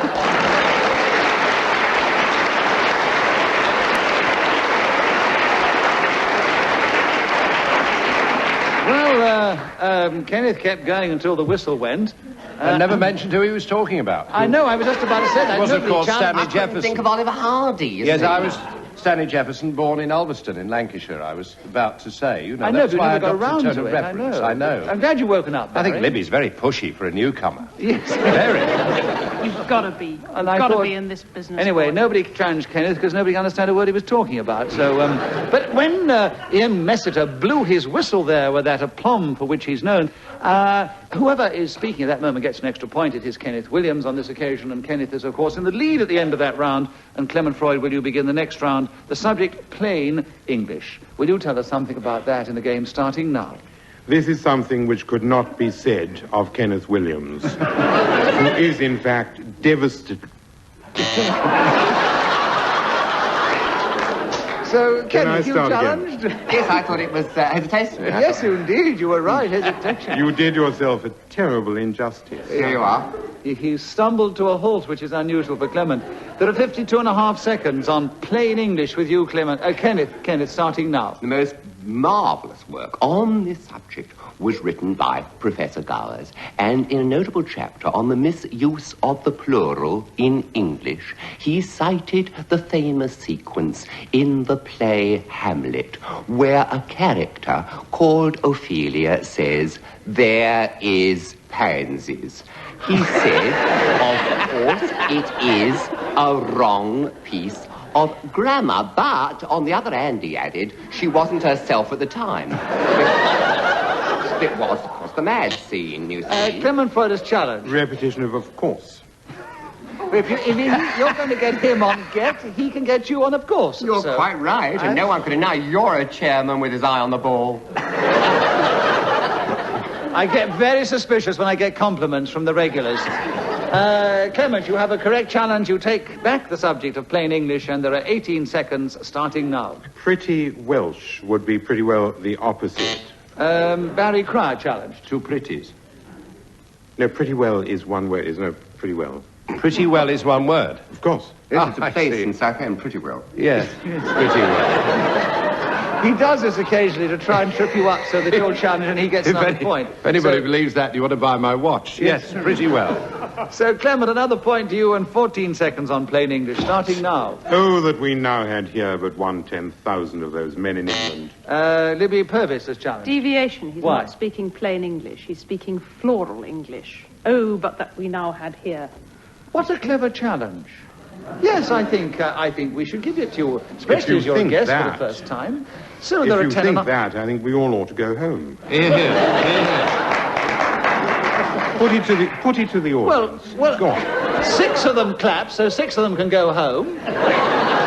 The rest of them can stay and hear Libby Purvis talk on plain English for 10.5 seconds if she can, starting now. Plain English is something which is not spoken much in local government in any of the English-speaking countries. If an officer of such an authority, which...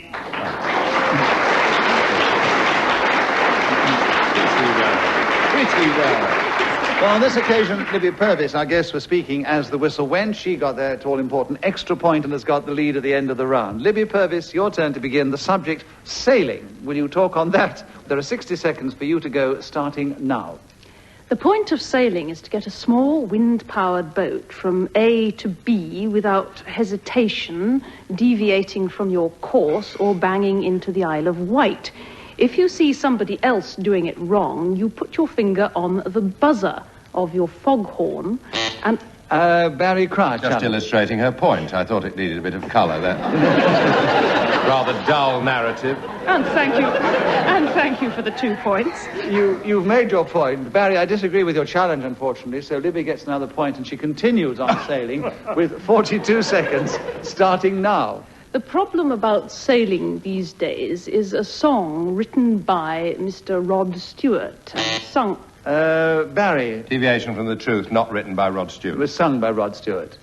Right, bad luck, Libby. So Barry does get in on this occasion with 35 seconds on the subject of sailing, Barry, starting now. Sailing is fascinating. It conjures up visions of a song people often think to be written by Rod Stewart, but in fact composed by another person entirely, used as the theme for a television series by the noble employer, the BBC, called Libby Purvis. 2 Bs. There were 2 Bs, BBC.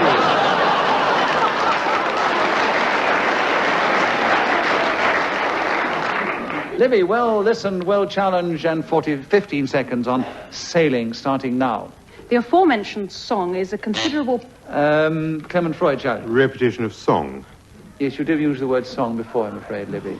12 seconds, Clement, on sailing, starting now. There used to be a very good Victorian music hall song about sailing, which Christopher Brocklebank Fowler once performed in a theatre in Wisbech, to which I was privileged to have been invited.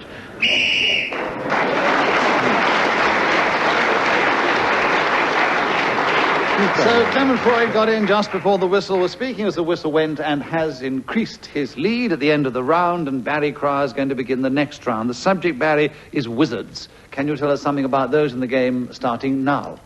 Wizards, an evocative, colourful word, conjuring up aptly synonyms like warlocks, soothsayers, Libby Purvis is challenged. A warlock isn't the same thing as a soothsayer.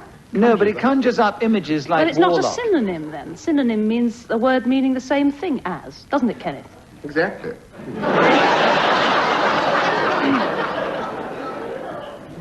It conjures up in his mind that thought, whether he was It's correct. not much of a mind, then.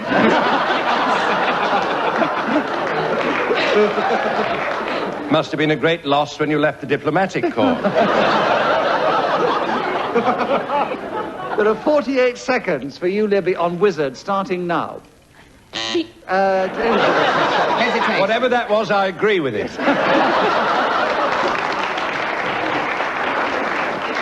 I'll have to grant it this time, Libby. I'm very sorry. So, Kenneth, you are in with 47 seconds on wizards, starting now. This is a title given to a man who holds authority in the Ku Klux Klan, and a special hat is worn by him. And there are various incantations that are spoken, rather like those old hags on the heath. When shall we three meet again? In thunder, lightning, or in rain? I mean, I can't say the rest because it's unfortunately a bit of repetizione. So I don't fall into the M-U-C-K, do I? No, indeed, I mean. Well, they perform these magic chants, and the idea is that this gives them some kind of esoteric right, because, you see, it's very difficult to challenge anyone when the formula is a secret one.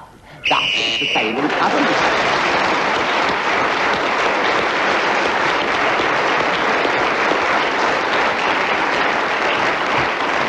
So Kenneth Williams kept going magnificently on the subject of wizards until the whistle went, and as the applause showed, they appreciated his brilliance, and he gained only 1 point in the process, I'm afraid. But speaking as the whistle went, he's in third place, just behind Libby Purvis, who's just behind our leader, Clement Freud, and Barry Cryer is trailing a little. Clement, will you begin the next round? The subject is the 1666 Fire of London.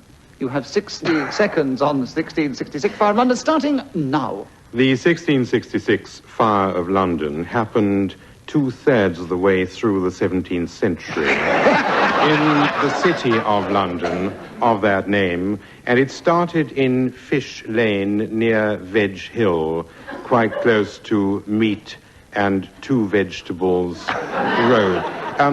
Much of the metropolis was destroyed thereby, giving immense opportunity to famous architects of the time to rebuild London in the manner in which we now have it, in many most beautiful buildings were thereby constructed, and children from all over the world are taken to the enclave of the square mile.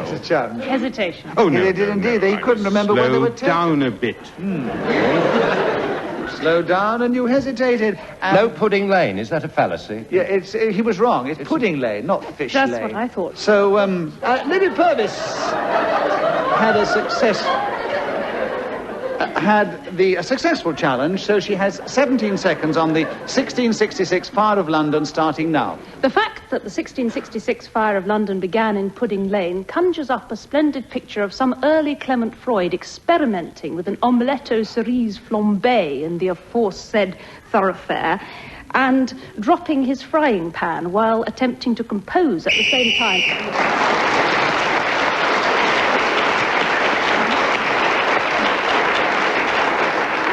So Libby Purvis' inventiveness not only kept her going, she got an extra point for speaking as the whistle went, and she's now in the lead alongside Clement Freud. Kenneth Williams, your turn to begin. The subject, oil. What? Oil. O-I-L. Oh, that oil. That oil.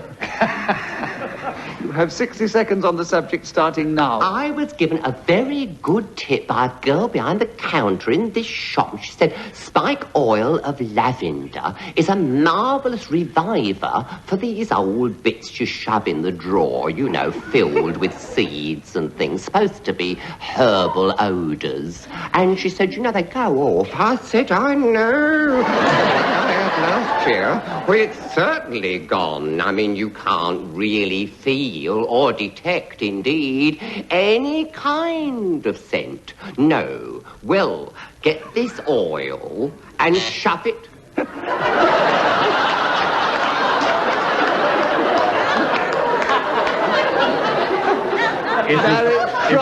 It was the diplomatic corps training. Exactly, Clement. Your challenge was diplomatic, was it? It was indeed, yes. I thought... Are you going to say anything else? Because otherwise you've lost the point. No, I'll say pretty well and Pudding Lane and just shut up, I think.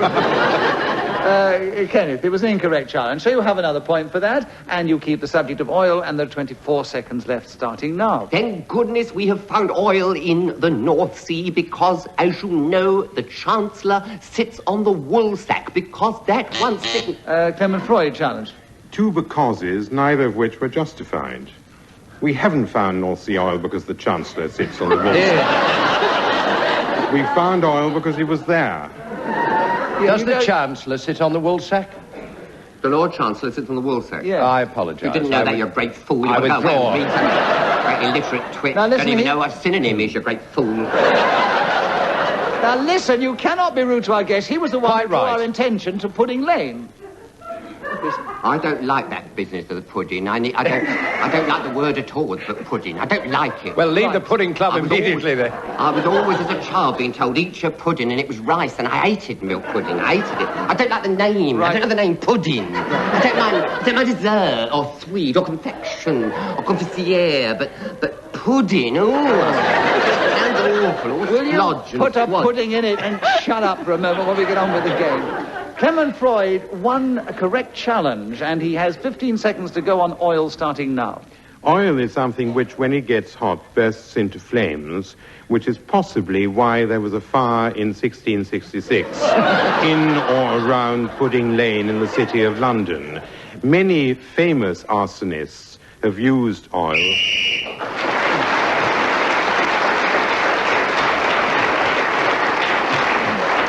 Well, Clement Freud has taken the lead back at the end of that round from Libby Purvis, and Libby begins the next round. Libby, the subject, roses.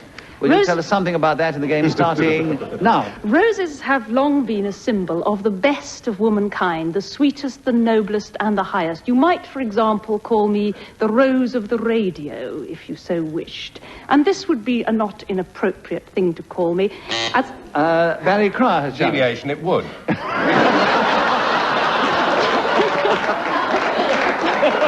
The point I was wishing to make is that roses grow when you heap manure upon them. Normal Purvis will be resumed as soon as possible.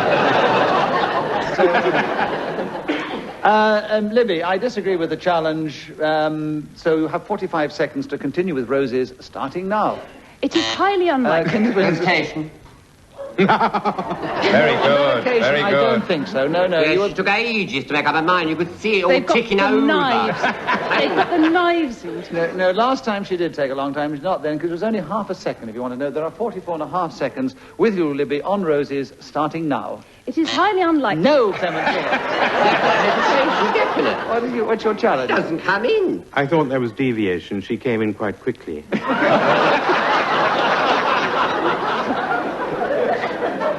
Right, give Clement a bonus point for a good challenge, Libby a point for an incorrect challenge, and we continue with... That keeps them equal, because they're still neck and neck at the moment. The subject is roses with you, Libby, and there are 43 seconds starting now. It is not impossible that the primitive Clement Freud, who caused the Great Fire of London in 1666... Kenneth Williams. Deviation, there's nothing primitive about Clement Freud. Gracious. I mean, that's great, isn't it? I mean... A more But this was a sophisticated, a more prototype. refined, a more civilized man you could not envisage. I was talking about a 17th century prototype of Clement Freud. who No, called the don't Great try and Fire. worm your way out of it. You put in it. You called him a primitive, and that cannot be said about this refined, this noble visage. Look at this face, this brow. Oh, no. Oh, say. I'm not going to judge on whether people think that Clement Freud is primitive or Well, it's high not. time you started judging and doing your job. What you're I'm paid going to let for. the audience Most judge on this time. If you agree with Kenneth's challenge about the primitives, you cheer for Kenneth and you boo for Libby, and you all do it together now. Yes, of course, they're all of a mind. Yeah. All And of they a have mind. decided with one accord that you are not a primitive, Clement. So, Kenneth, you have a correct challenge. No, Kenneth has the correct No, I'm challenge. not- I'm Mike, stuck you with these thought of the roses, game, am I? Messiter. You must know where the points go.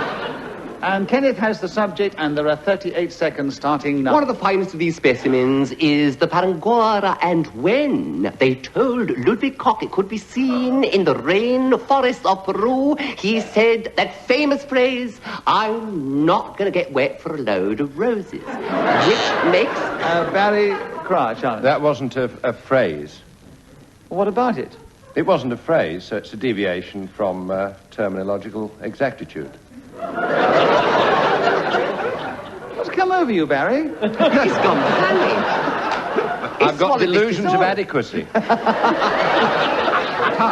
Kenneth. But that's not a phrase. It's an incorrect challenge. Of course it is. You have Not a a point. phrase. You have 22 seconds. Not a phrase. Starting now. Roses are red, violets bluish, and there's some sort of rhyme which ends up in a way that's quite witty, but I can't recall it at the moment. Nevertheless, they have always been recognised, roses, as a standard of English beauty, as my friend Libby Whatsit has remarked. To which respect. Libby is challenged. It's not Libby Watson. it's Deviation, Libby my Purvis. name is not Libby Watson. How do you judge on that? We had to keep going. We knew what he went, but her name is not Libby Whatsit. Her challenge. What is your challenge then? Deviation? Deviation. Oh dear. She's got a point, Nicholas. She's got You a can't point. deny it. I would She's got a agree. point. She's our guest as well, and she's very good at the game. 2 seconds. Well, she's our guest, doesn't matter anything else.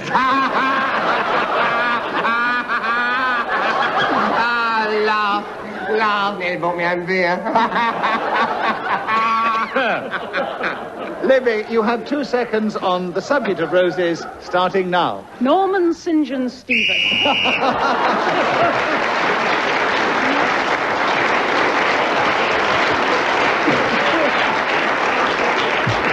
So, Libby Purvis, who's not played the game before, but knows all the little gimmicks that you can produce in order to win points, kept going till the whistle went, gained an extra point, and she's now in the lead ahead of Clement Freud, a few points ahead of Kenneth Williams. And Barry, it's your turn to begin, and the subject is a Scotch mist. Can you tell us something?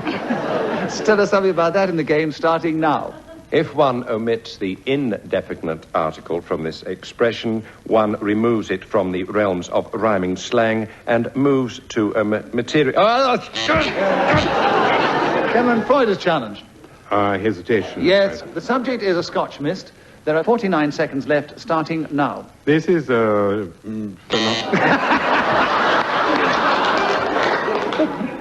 Such a simple subject, it's bogging them. Kenneth, you had If a I correct pay challenge. attention, Yes, 47 seconds on a Scotch mist, starting now. A dear friend of mine told me that he experienced a Scotch mist in the valley of Glencoe, and he said it was extraordinarily appropriate, since this was the place where such a horrific thing occurred, that even today those who are mindful of the past feel the hackles rise. And lo, they say, a mist, Scotch of course, covered that place, and forever after it evokes a fall in the memory, because you see, there are some things which need to be hidden, veiled, if you will, like a curtain. Barry Christ. I don't know what he's talking about.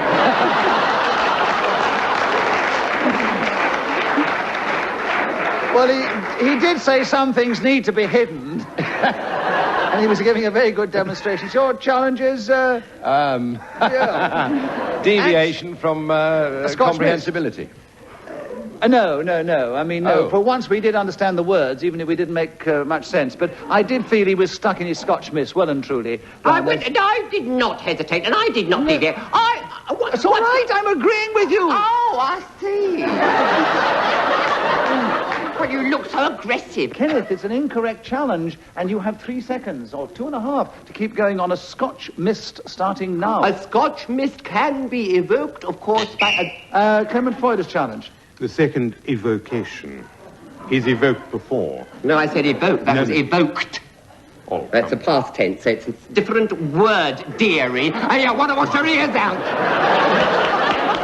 So, Kenneth, you have half a second to go on a Scotch mist starting now. Spreading like a veil.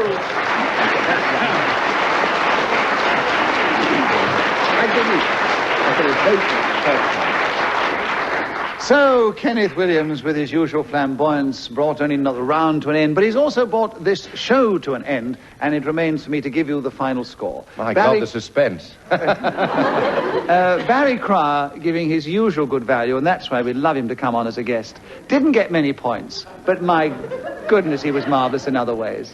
Kenneth Williams, with that last flourish of his through the Scotch mist, caught up with Clement Freud, and they both scored a great number of points between them, but they're 1 point behind our guest for the first time on the show, this week's winner, Libby Purvis.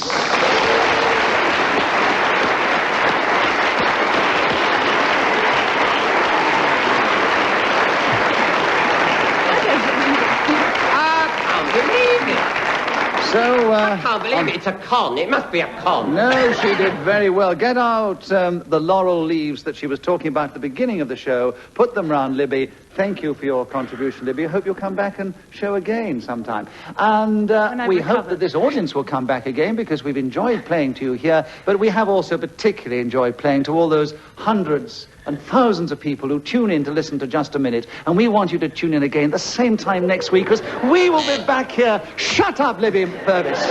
2 tune-ins. 2 tune-ins, yes. You can't tune in too often to Just a Minute because we hope you enjoyed as much as we enjoyed playing. Until then, from all of us here, goodbye.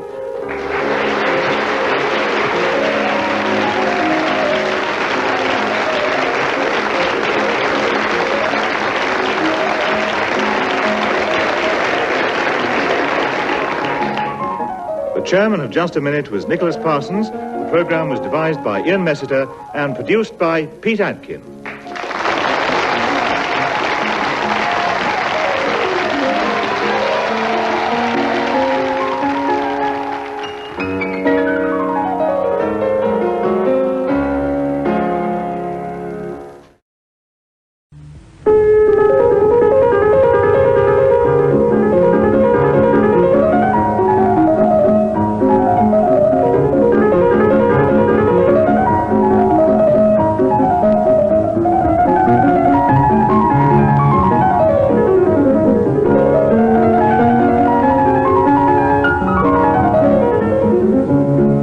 We present Kenneth Williams, Peter Jones, Clement Freud and Derek Nimmo in Just a Minute. And as the minute waltz fades away, here to tell you about it is our chairman, Nicholas Parsons.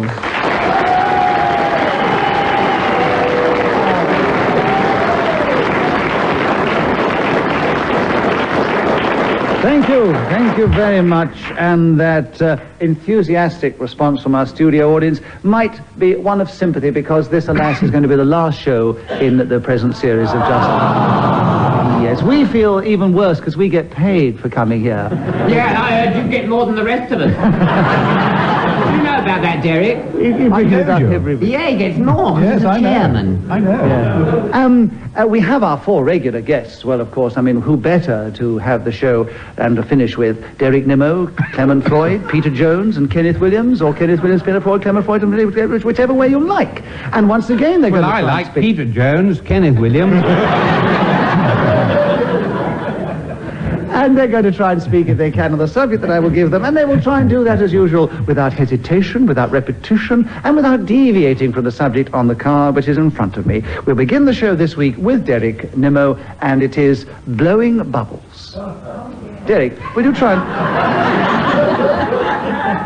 You don't need to demonstrate. Just talk on blowing bubbles, 60 seconds, starting now. I remember I used to be sat in my garden, a little smock, with a bowl in front of me and a clay pipe with which to blow the bubbles. I used to puff down the thing, and away they would waft through the cherry blossom and through all kinds of manner of spring flowers. Peter Jones, a challenge. Well, he said through at least twice. He did say through twice, yes. He repeated the word through, and so you have a correct challenge, Peter. You take over the subject, a point for the correct challenge, of course, and there are 44 seconds for blowing bubbles starting now. Well, it's really no occupation for a grown man, or woman for that matter.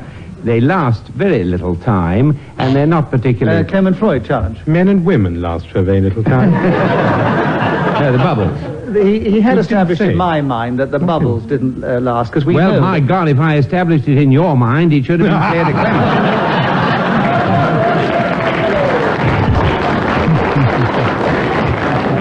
I can see we're going to finish the series the way we started it.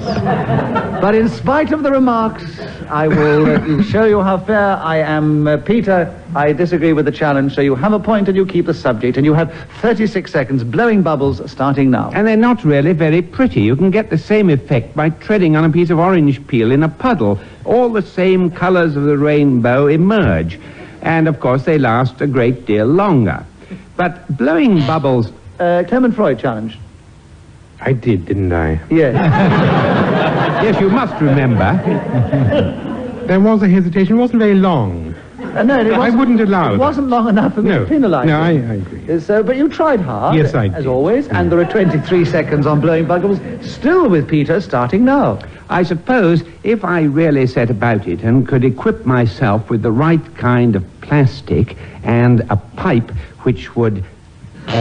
Derek Nimmo challenge. Hesitation. There was hesitation there, yes. There are 13 seconds for blowing bubbles with you, Derek, starting now. I'm forever blowing bubbles. Pretty bubbles in... Clement Freud challenge. Repetition. What? Forever blowing bubbles.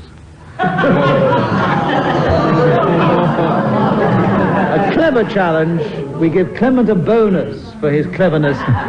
Derek Nimmo a point for an incorrect challenge, and he keeps the subject and continues with 10 seconds starting now. They fly so high, nearly reach the sky. Shall we have a chorus all together? 1, 2, 3.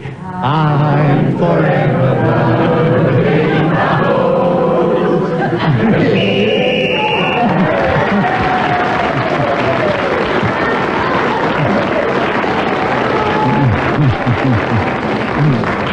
Well, that's 1 point for Derek Nimmo for speaking when the whistle went, and 10 points for the audience. In fact, as there are quite a few, let's give 100 points to the audience, and then they'll be the winners at the end, because they'll make another chance to score, will they? So, Derek, a nice touch, and when Ian Messiter blows his whistle, by the way, it tells us that the 60 seconds is up, and whoever is speaking then gets that extra point. Derek achieved that and is in the lead with Peter Jones at the end of the round. This next subject is microwave ovens, and Clement Freud, will you begin? And there are 60 seconds, as usual, starting now. Hesitation. I'm afraid there definitely was a hesitation, Clement. And so there are 58.5 seconds with you, Kenneth. A microwave oven starting now. There was a case reported in the paper of a lady who purchased one of these things, and while it operated, it leaked its rays, and she suffered greatly in the process. Now then, what she done was to sue the manufacturers, and a large sum of money was paid out in court. I read this and I thought, hello, there'll be trouble with them microwave ovens when it gets around. But to my amazement, they are sold openly, without malice aforethought, over the counter. Well, when I looked in the shop window and saw, to my surprise, that they were being openly merchandised. Clement Freud challenged. Repetition of openly. Yes, you did say openly. Openly sold over the counter. Well, he shouldn't come in on it. He couldn't even start on it.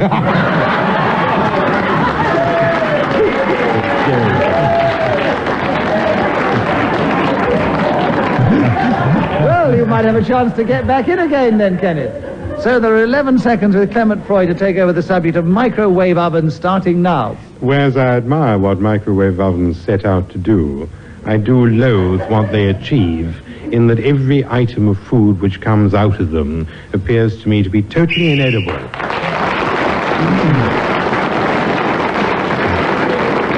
Clement Freud, again the extra point, speaking as the whistle went, and at the end of that round, he and Peter Jones and Derek Nimmo are equal in the lead, just ahead of Kenneth Williams. Derek begins the next round. The subject is air cushions.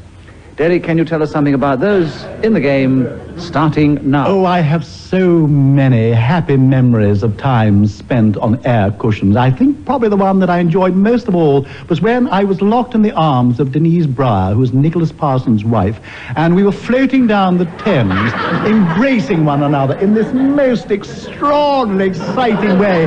The river was bobbing up and down, and we throbbed as one person, this gorgeous creature that he treats so very badly, put her lips against mine, and we murmured sweet nothings along. Peter Jones' challenge. Versatile as Denise Breyer is, when her lips are up against somebody else's, she can't murmur.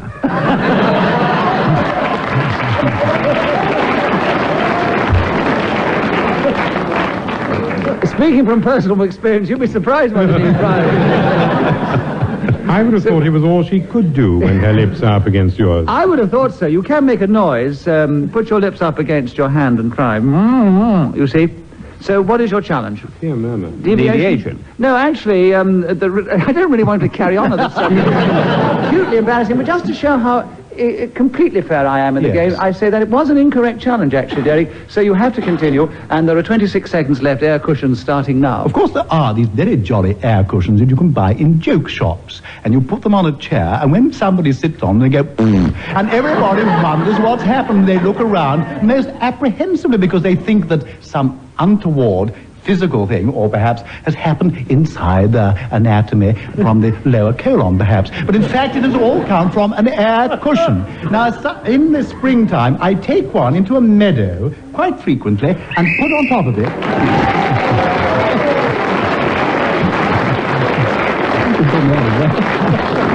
If you thought that was rather a weak blow on the whistle, it's because Ian Messiter sits beside me, was overcome at the thought. Clement, it's your turn to begin. The subject is the world's most beautiful building. Will you tell us something on that subject in the game starting now? It's awfully difficult to talk about the world's most beautiful building unless you have been all over the world and seen every single building.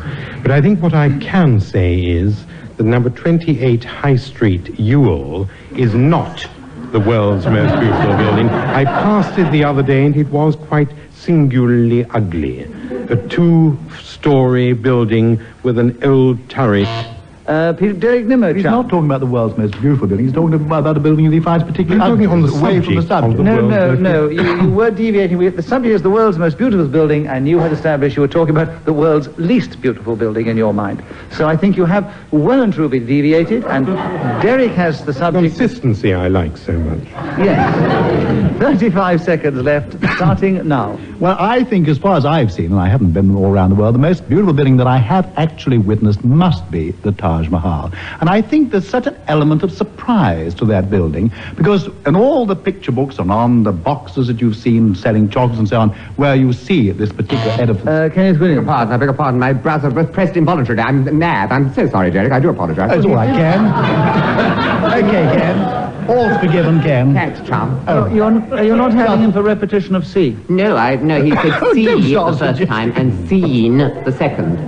Right, there are, Derek, an incorrect challenge, so you have a point for being interrupted, and there are 17 seconds left, starting now. Built by the great Mughal Emperor Shah Jahan all those years ago. It was going to be accompanied by another one built in black marble, which would have been... Clement Freud challenge. Repetition of built. Yes, you did mention built before. I did not. Yes. Built? Definitely. Oh, right. And, Clement, you have the subject back now. 9.5 seconds, the world's most beautiful building, starting now. The Victorian house in Wimpole Street, in which I live, is perhaps the world's most beautiful building, because Victoriana is close to my heart.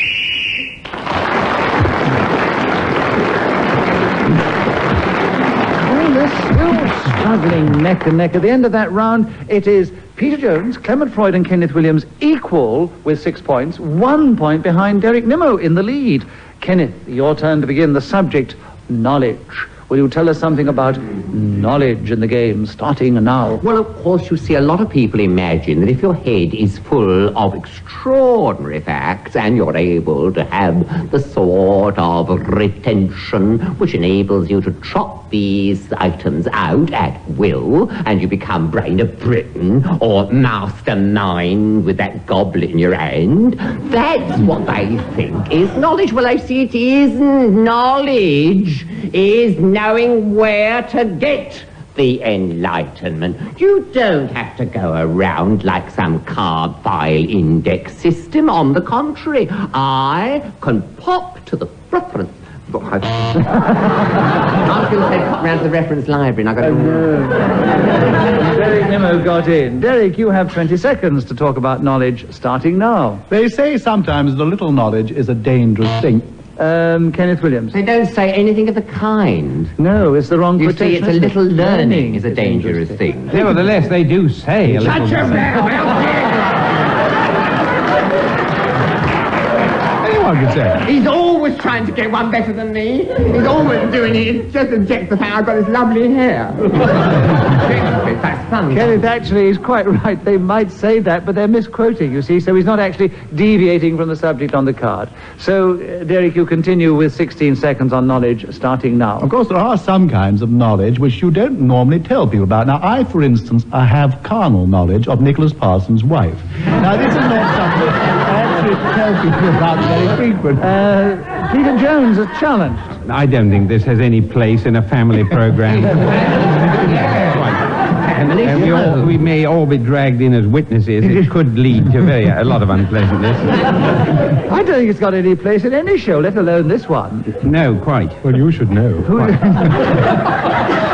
I think it's something between the two of them that they should... And after that revelation about his meeting her on the river and everything... Peter, I entirely agree with your challenge, because I like to believe that this carnal knowledge to which he refers did not take place, and I'm sure the audience would not believe it, knowing what a fine, upright, standing character that Derek Nimmo really is. Do you really think that he would do that to my... They all said yes. Right, so we're not taking a vote on it. We're going to let Peter Jones have a correct challenge with 5 seconds to go on knowledge, starting now. Or touch not the Pierian spring. That's the second half of the quotation. To do. Right? Well, Peter Jones has moved forward, as well as getting that all-important extra point for speaking as the whistle went, and he's now equal with Derek Nimmo in the lead. They're both 3 points ahead of Clement Freud and Kenneth Williams, equal in second place. Peter, the next subject is things worth collecting. Will you start with that one in the game? 60 seconds, beginning now. Well, judging from the junk stalls at the market, practically anything is worthwhile collecting nowadays, like old bottle tops and tin cans. If somebody says that they're assembling examples of chewed gum, I wouldn't be at all surprised if they didn't have a price. And bits of matchbox tops and discarded clothing. And yes. Did I say yes? It's a kind of mannerism, really. It's not quite fair to challenge me on that, but still, I quite understand. It's part of the game. Yeah. One thing you haven't evolved as the others have yet, Peter, is that once you are floundering a little, you mustn't lose confidence. A glazed look comes over your eyes, and they know that you're just about. Yes, I know. Glazed look. That's always been my trouble, really. Glazed look. I remember when I was out with your wife once, and this glazed look...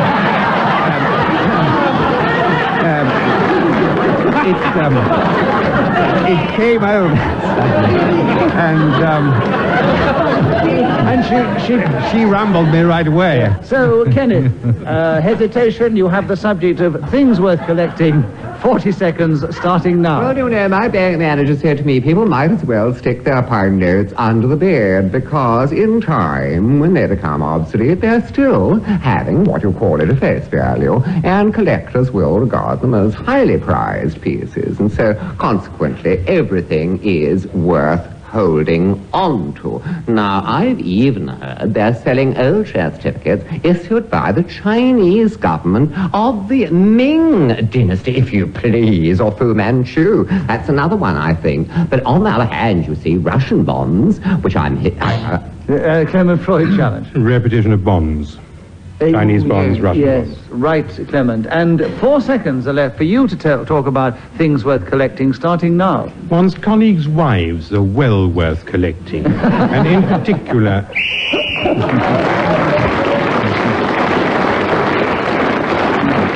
Well. And if you have a shy wife, as I do, she'll be very embarrassed when she hears this show. It's still an interesting contest. Clement We're going Freud... to put her on the map. Very likely on the street. If we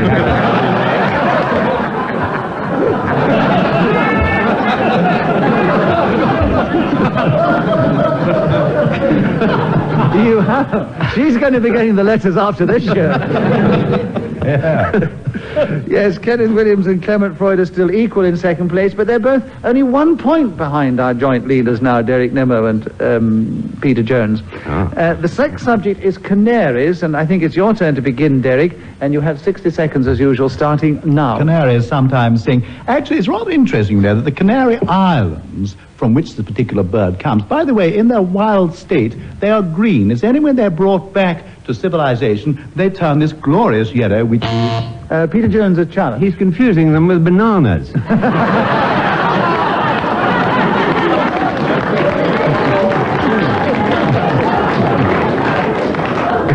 is confusing with the bananas because they're brown in their natural state, not green. They're green. They're brown. Green.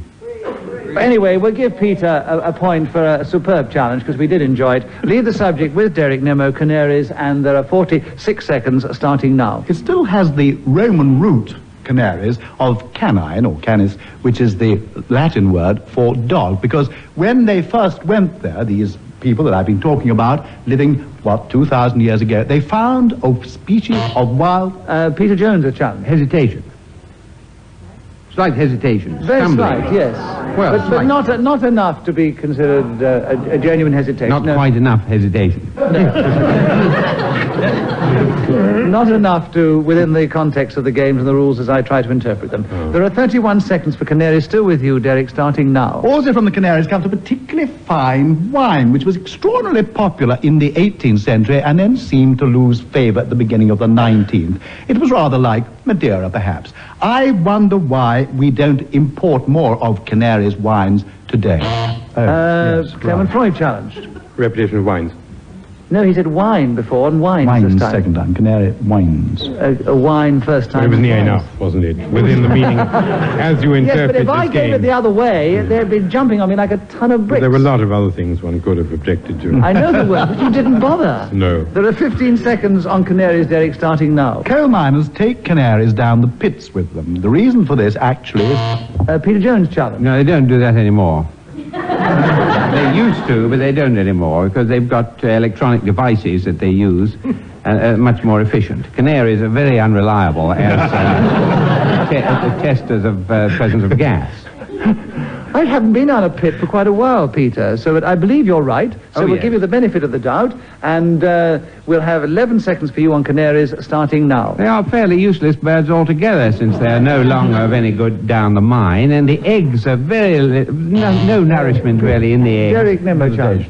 I'm afraid yours was a hesitation. Oh, it was. I think there's no question. Even the way that you interpret the rules, I think there was a hesitation.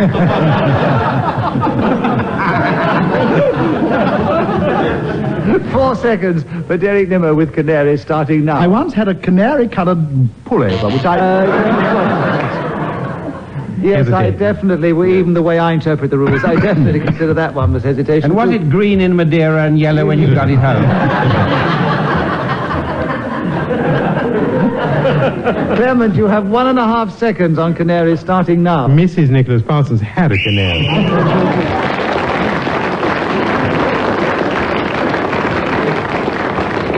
Well, now the running order has changed at the end of that round with the number of points that were scored, and with 1 point separating each of them, he goes in descending order from Derek Nimmo, Peter Jones, Clement Freud, and Kenneth Williams. And Clement, we're with you to begin. The subject is hurricanes. Can you tell us something about those in the game, starting now?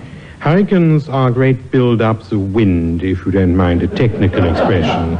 And when this occurs in the southern hemisphere, each hurricane is given a female name, and they work in descending order from the beginning of every year. So that you get Adele, Benedictine, Claudine, Evangeline, Frederica, Georgina, Harriet, Iona, Jacinta, Kay, Leonora.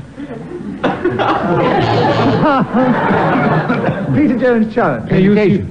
Yes, there was. I thought you stopped me. No, I'm going to stop the others challenging. We want you to go through the alphabet. I was going to go through the alphabet. Why are you so waving, doing this? What on earth were you doing? Is this a new game? Is it time your wife took over? She seems to have taken over everything else. I get messages frequently which I have to pick up the messages while I listen to what you're saying. If I can't do a gesture with my hand without you being thrown after all the years you've played the game. I thought some message had come through. With your intelligence and erudition, your panache, your style... I'll go on then. All right, try going on. Maria, Nora, No, I don't think it Olive. was gone. It was terribly boring reading women's names. I Peter didn't. did have a correct challenge, and there are 24 True, seconds. actually, because they've now brought in a thing that was sort of sexist, just to have women's names for hurricanes, and now they just have men's names as well. And quite right, too. So, Peter, you have 24 seconds to talk on hurricanes starting now. Yes, that's something that's always annoyed me, that they've always used women's names, and it doesn't seem at all reasonable. I don't know how I would describe a hurricane. I don't know why they can't just have numbers. Derek Nimmo. I don't know why, twice. I don't know why. Yes, you did. I'm sorry, Peter. Derek has a point on the subject. 14 seconds, hurricanes, Derek, starting now. Of course, the Hurricanes were a very good fighter aircraft, but not quite as good as the Spitfire, which went rather fast. Clement Freud challenge. Reputation of good.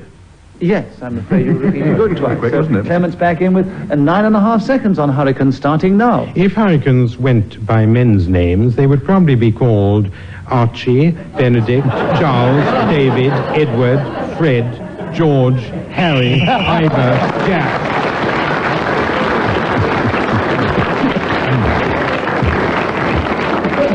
Well, I apologize if I put Clement Freud off in the middle of the show, that particular round, but it didn't inhibit him at all, and he's now gone forward 1 point behind our leader, Derek Nimmo, in company with Peter Jones, and a little ahead of Kenneth Williams.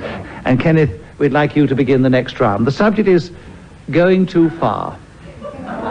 Something that Ian Mester's thought of specially for you, I'm sure, because you do achieve that magnificently sometimes in just a minute. But will you talk on the subject in the game starting now? I can assure you this really happened to me. I was supposed to get off the train at Guildford, but I dropped off. And I went too far, landed up at a halt where, to my consternation, no immediate transport back was available.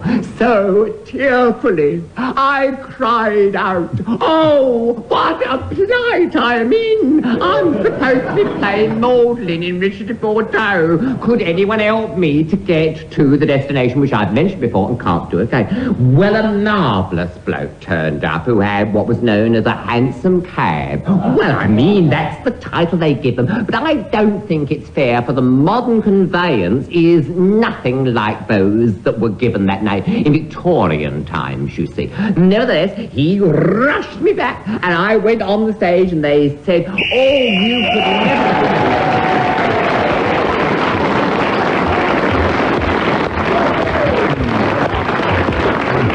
So Kenneth Williams started with the subject of going too far, and he didn't go too far with it, but he kept going until the whistle went. The first time for quite a few weeks that someone has gone for 1 whole minute without being interrupted or challenged, and so he gains 1 point for that and a bonus point.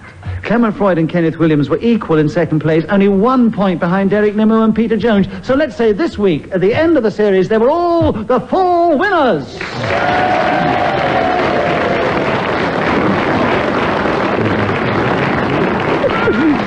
Goodbye. And from our lovely audience, goodbye. Hope you've enjoyed the show and the series. Cheerio.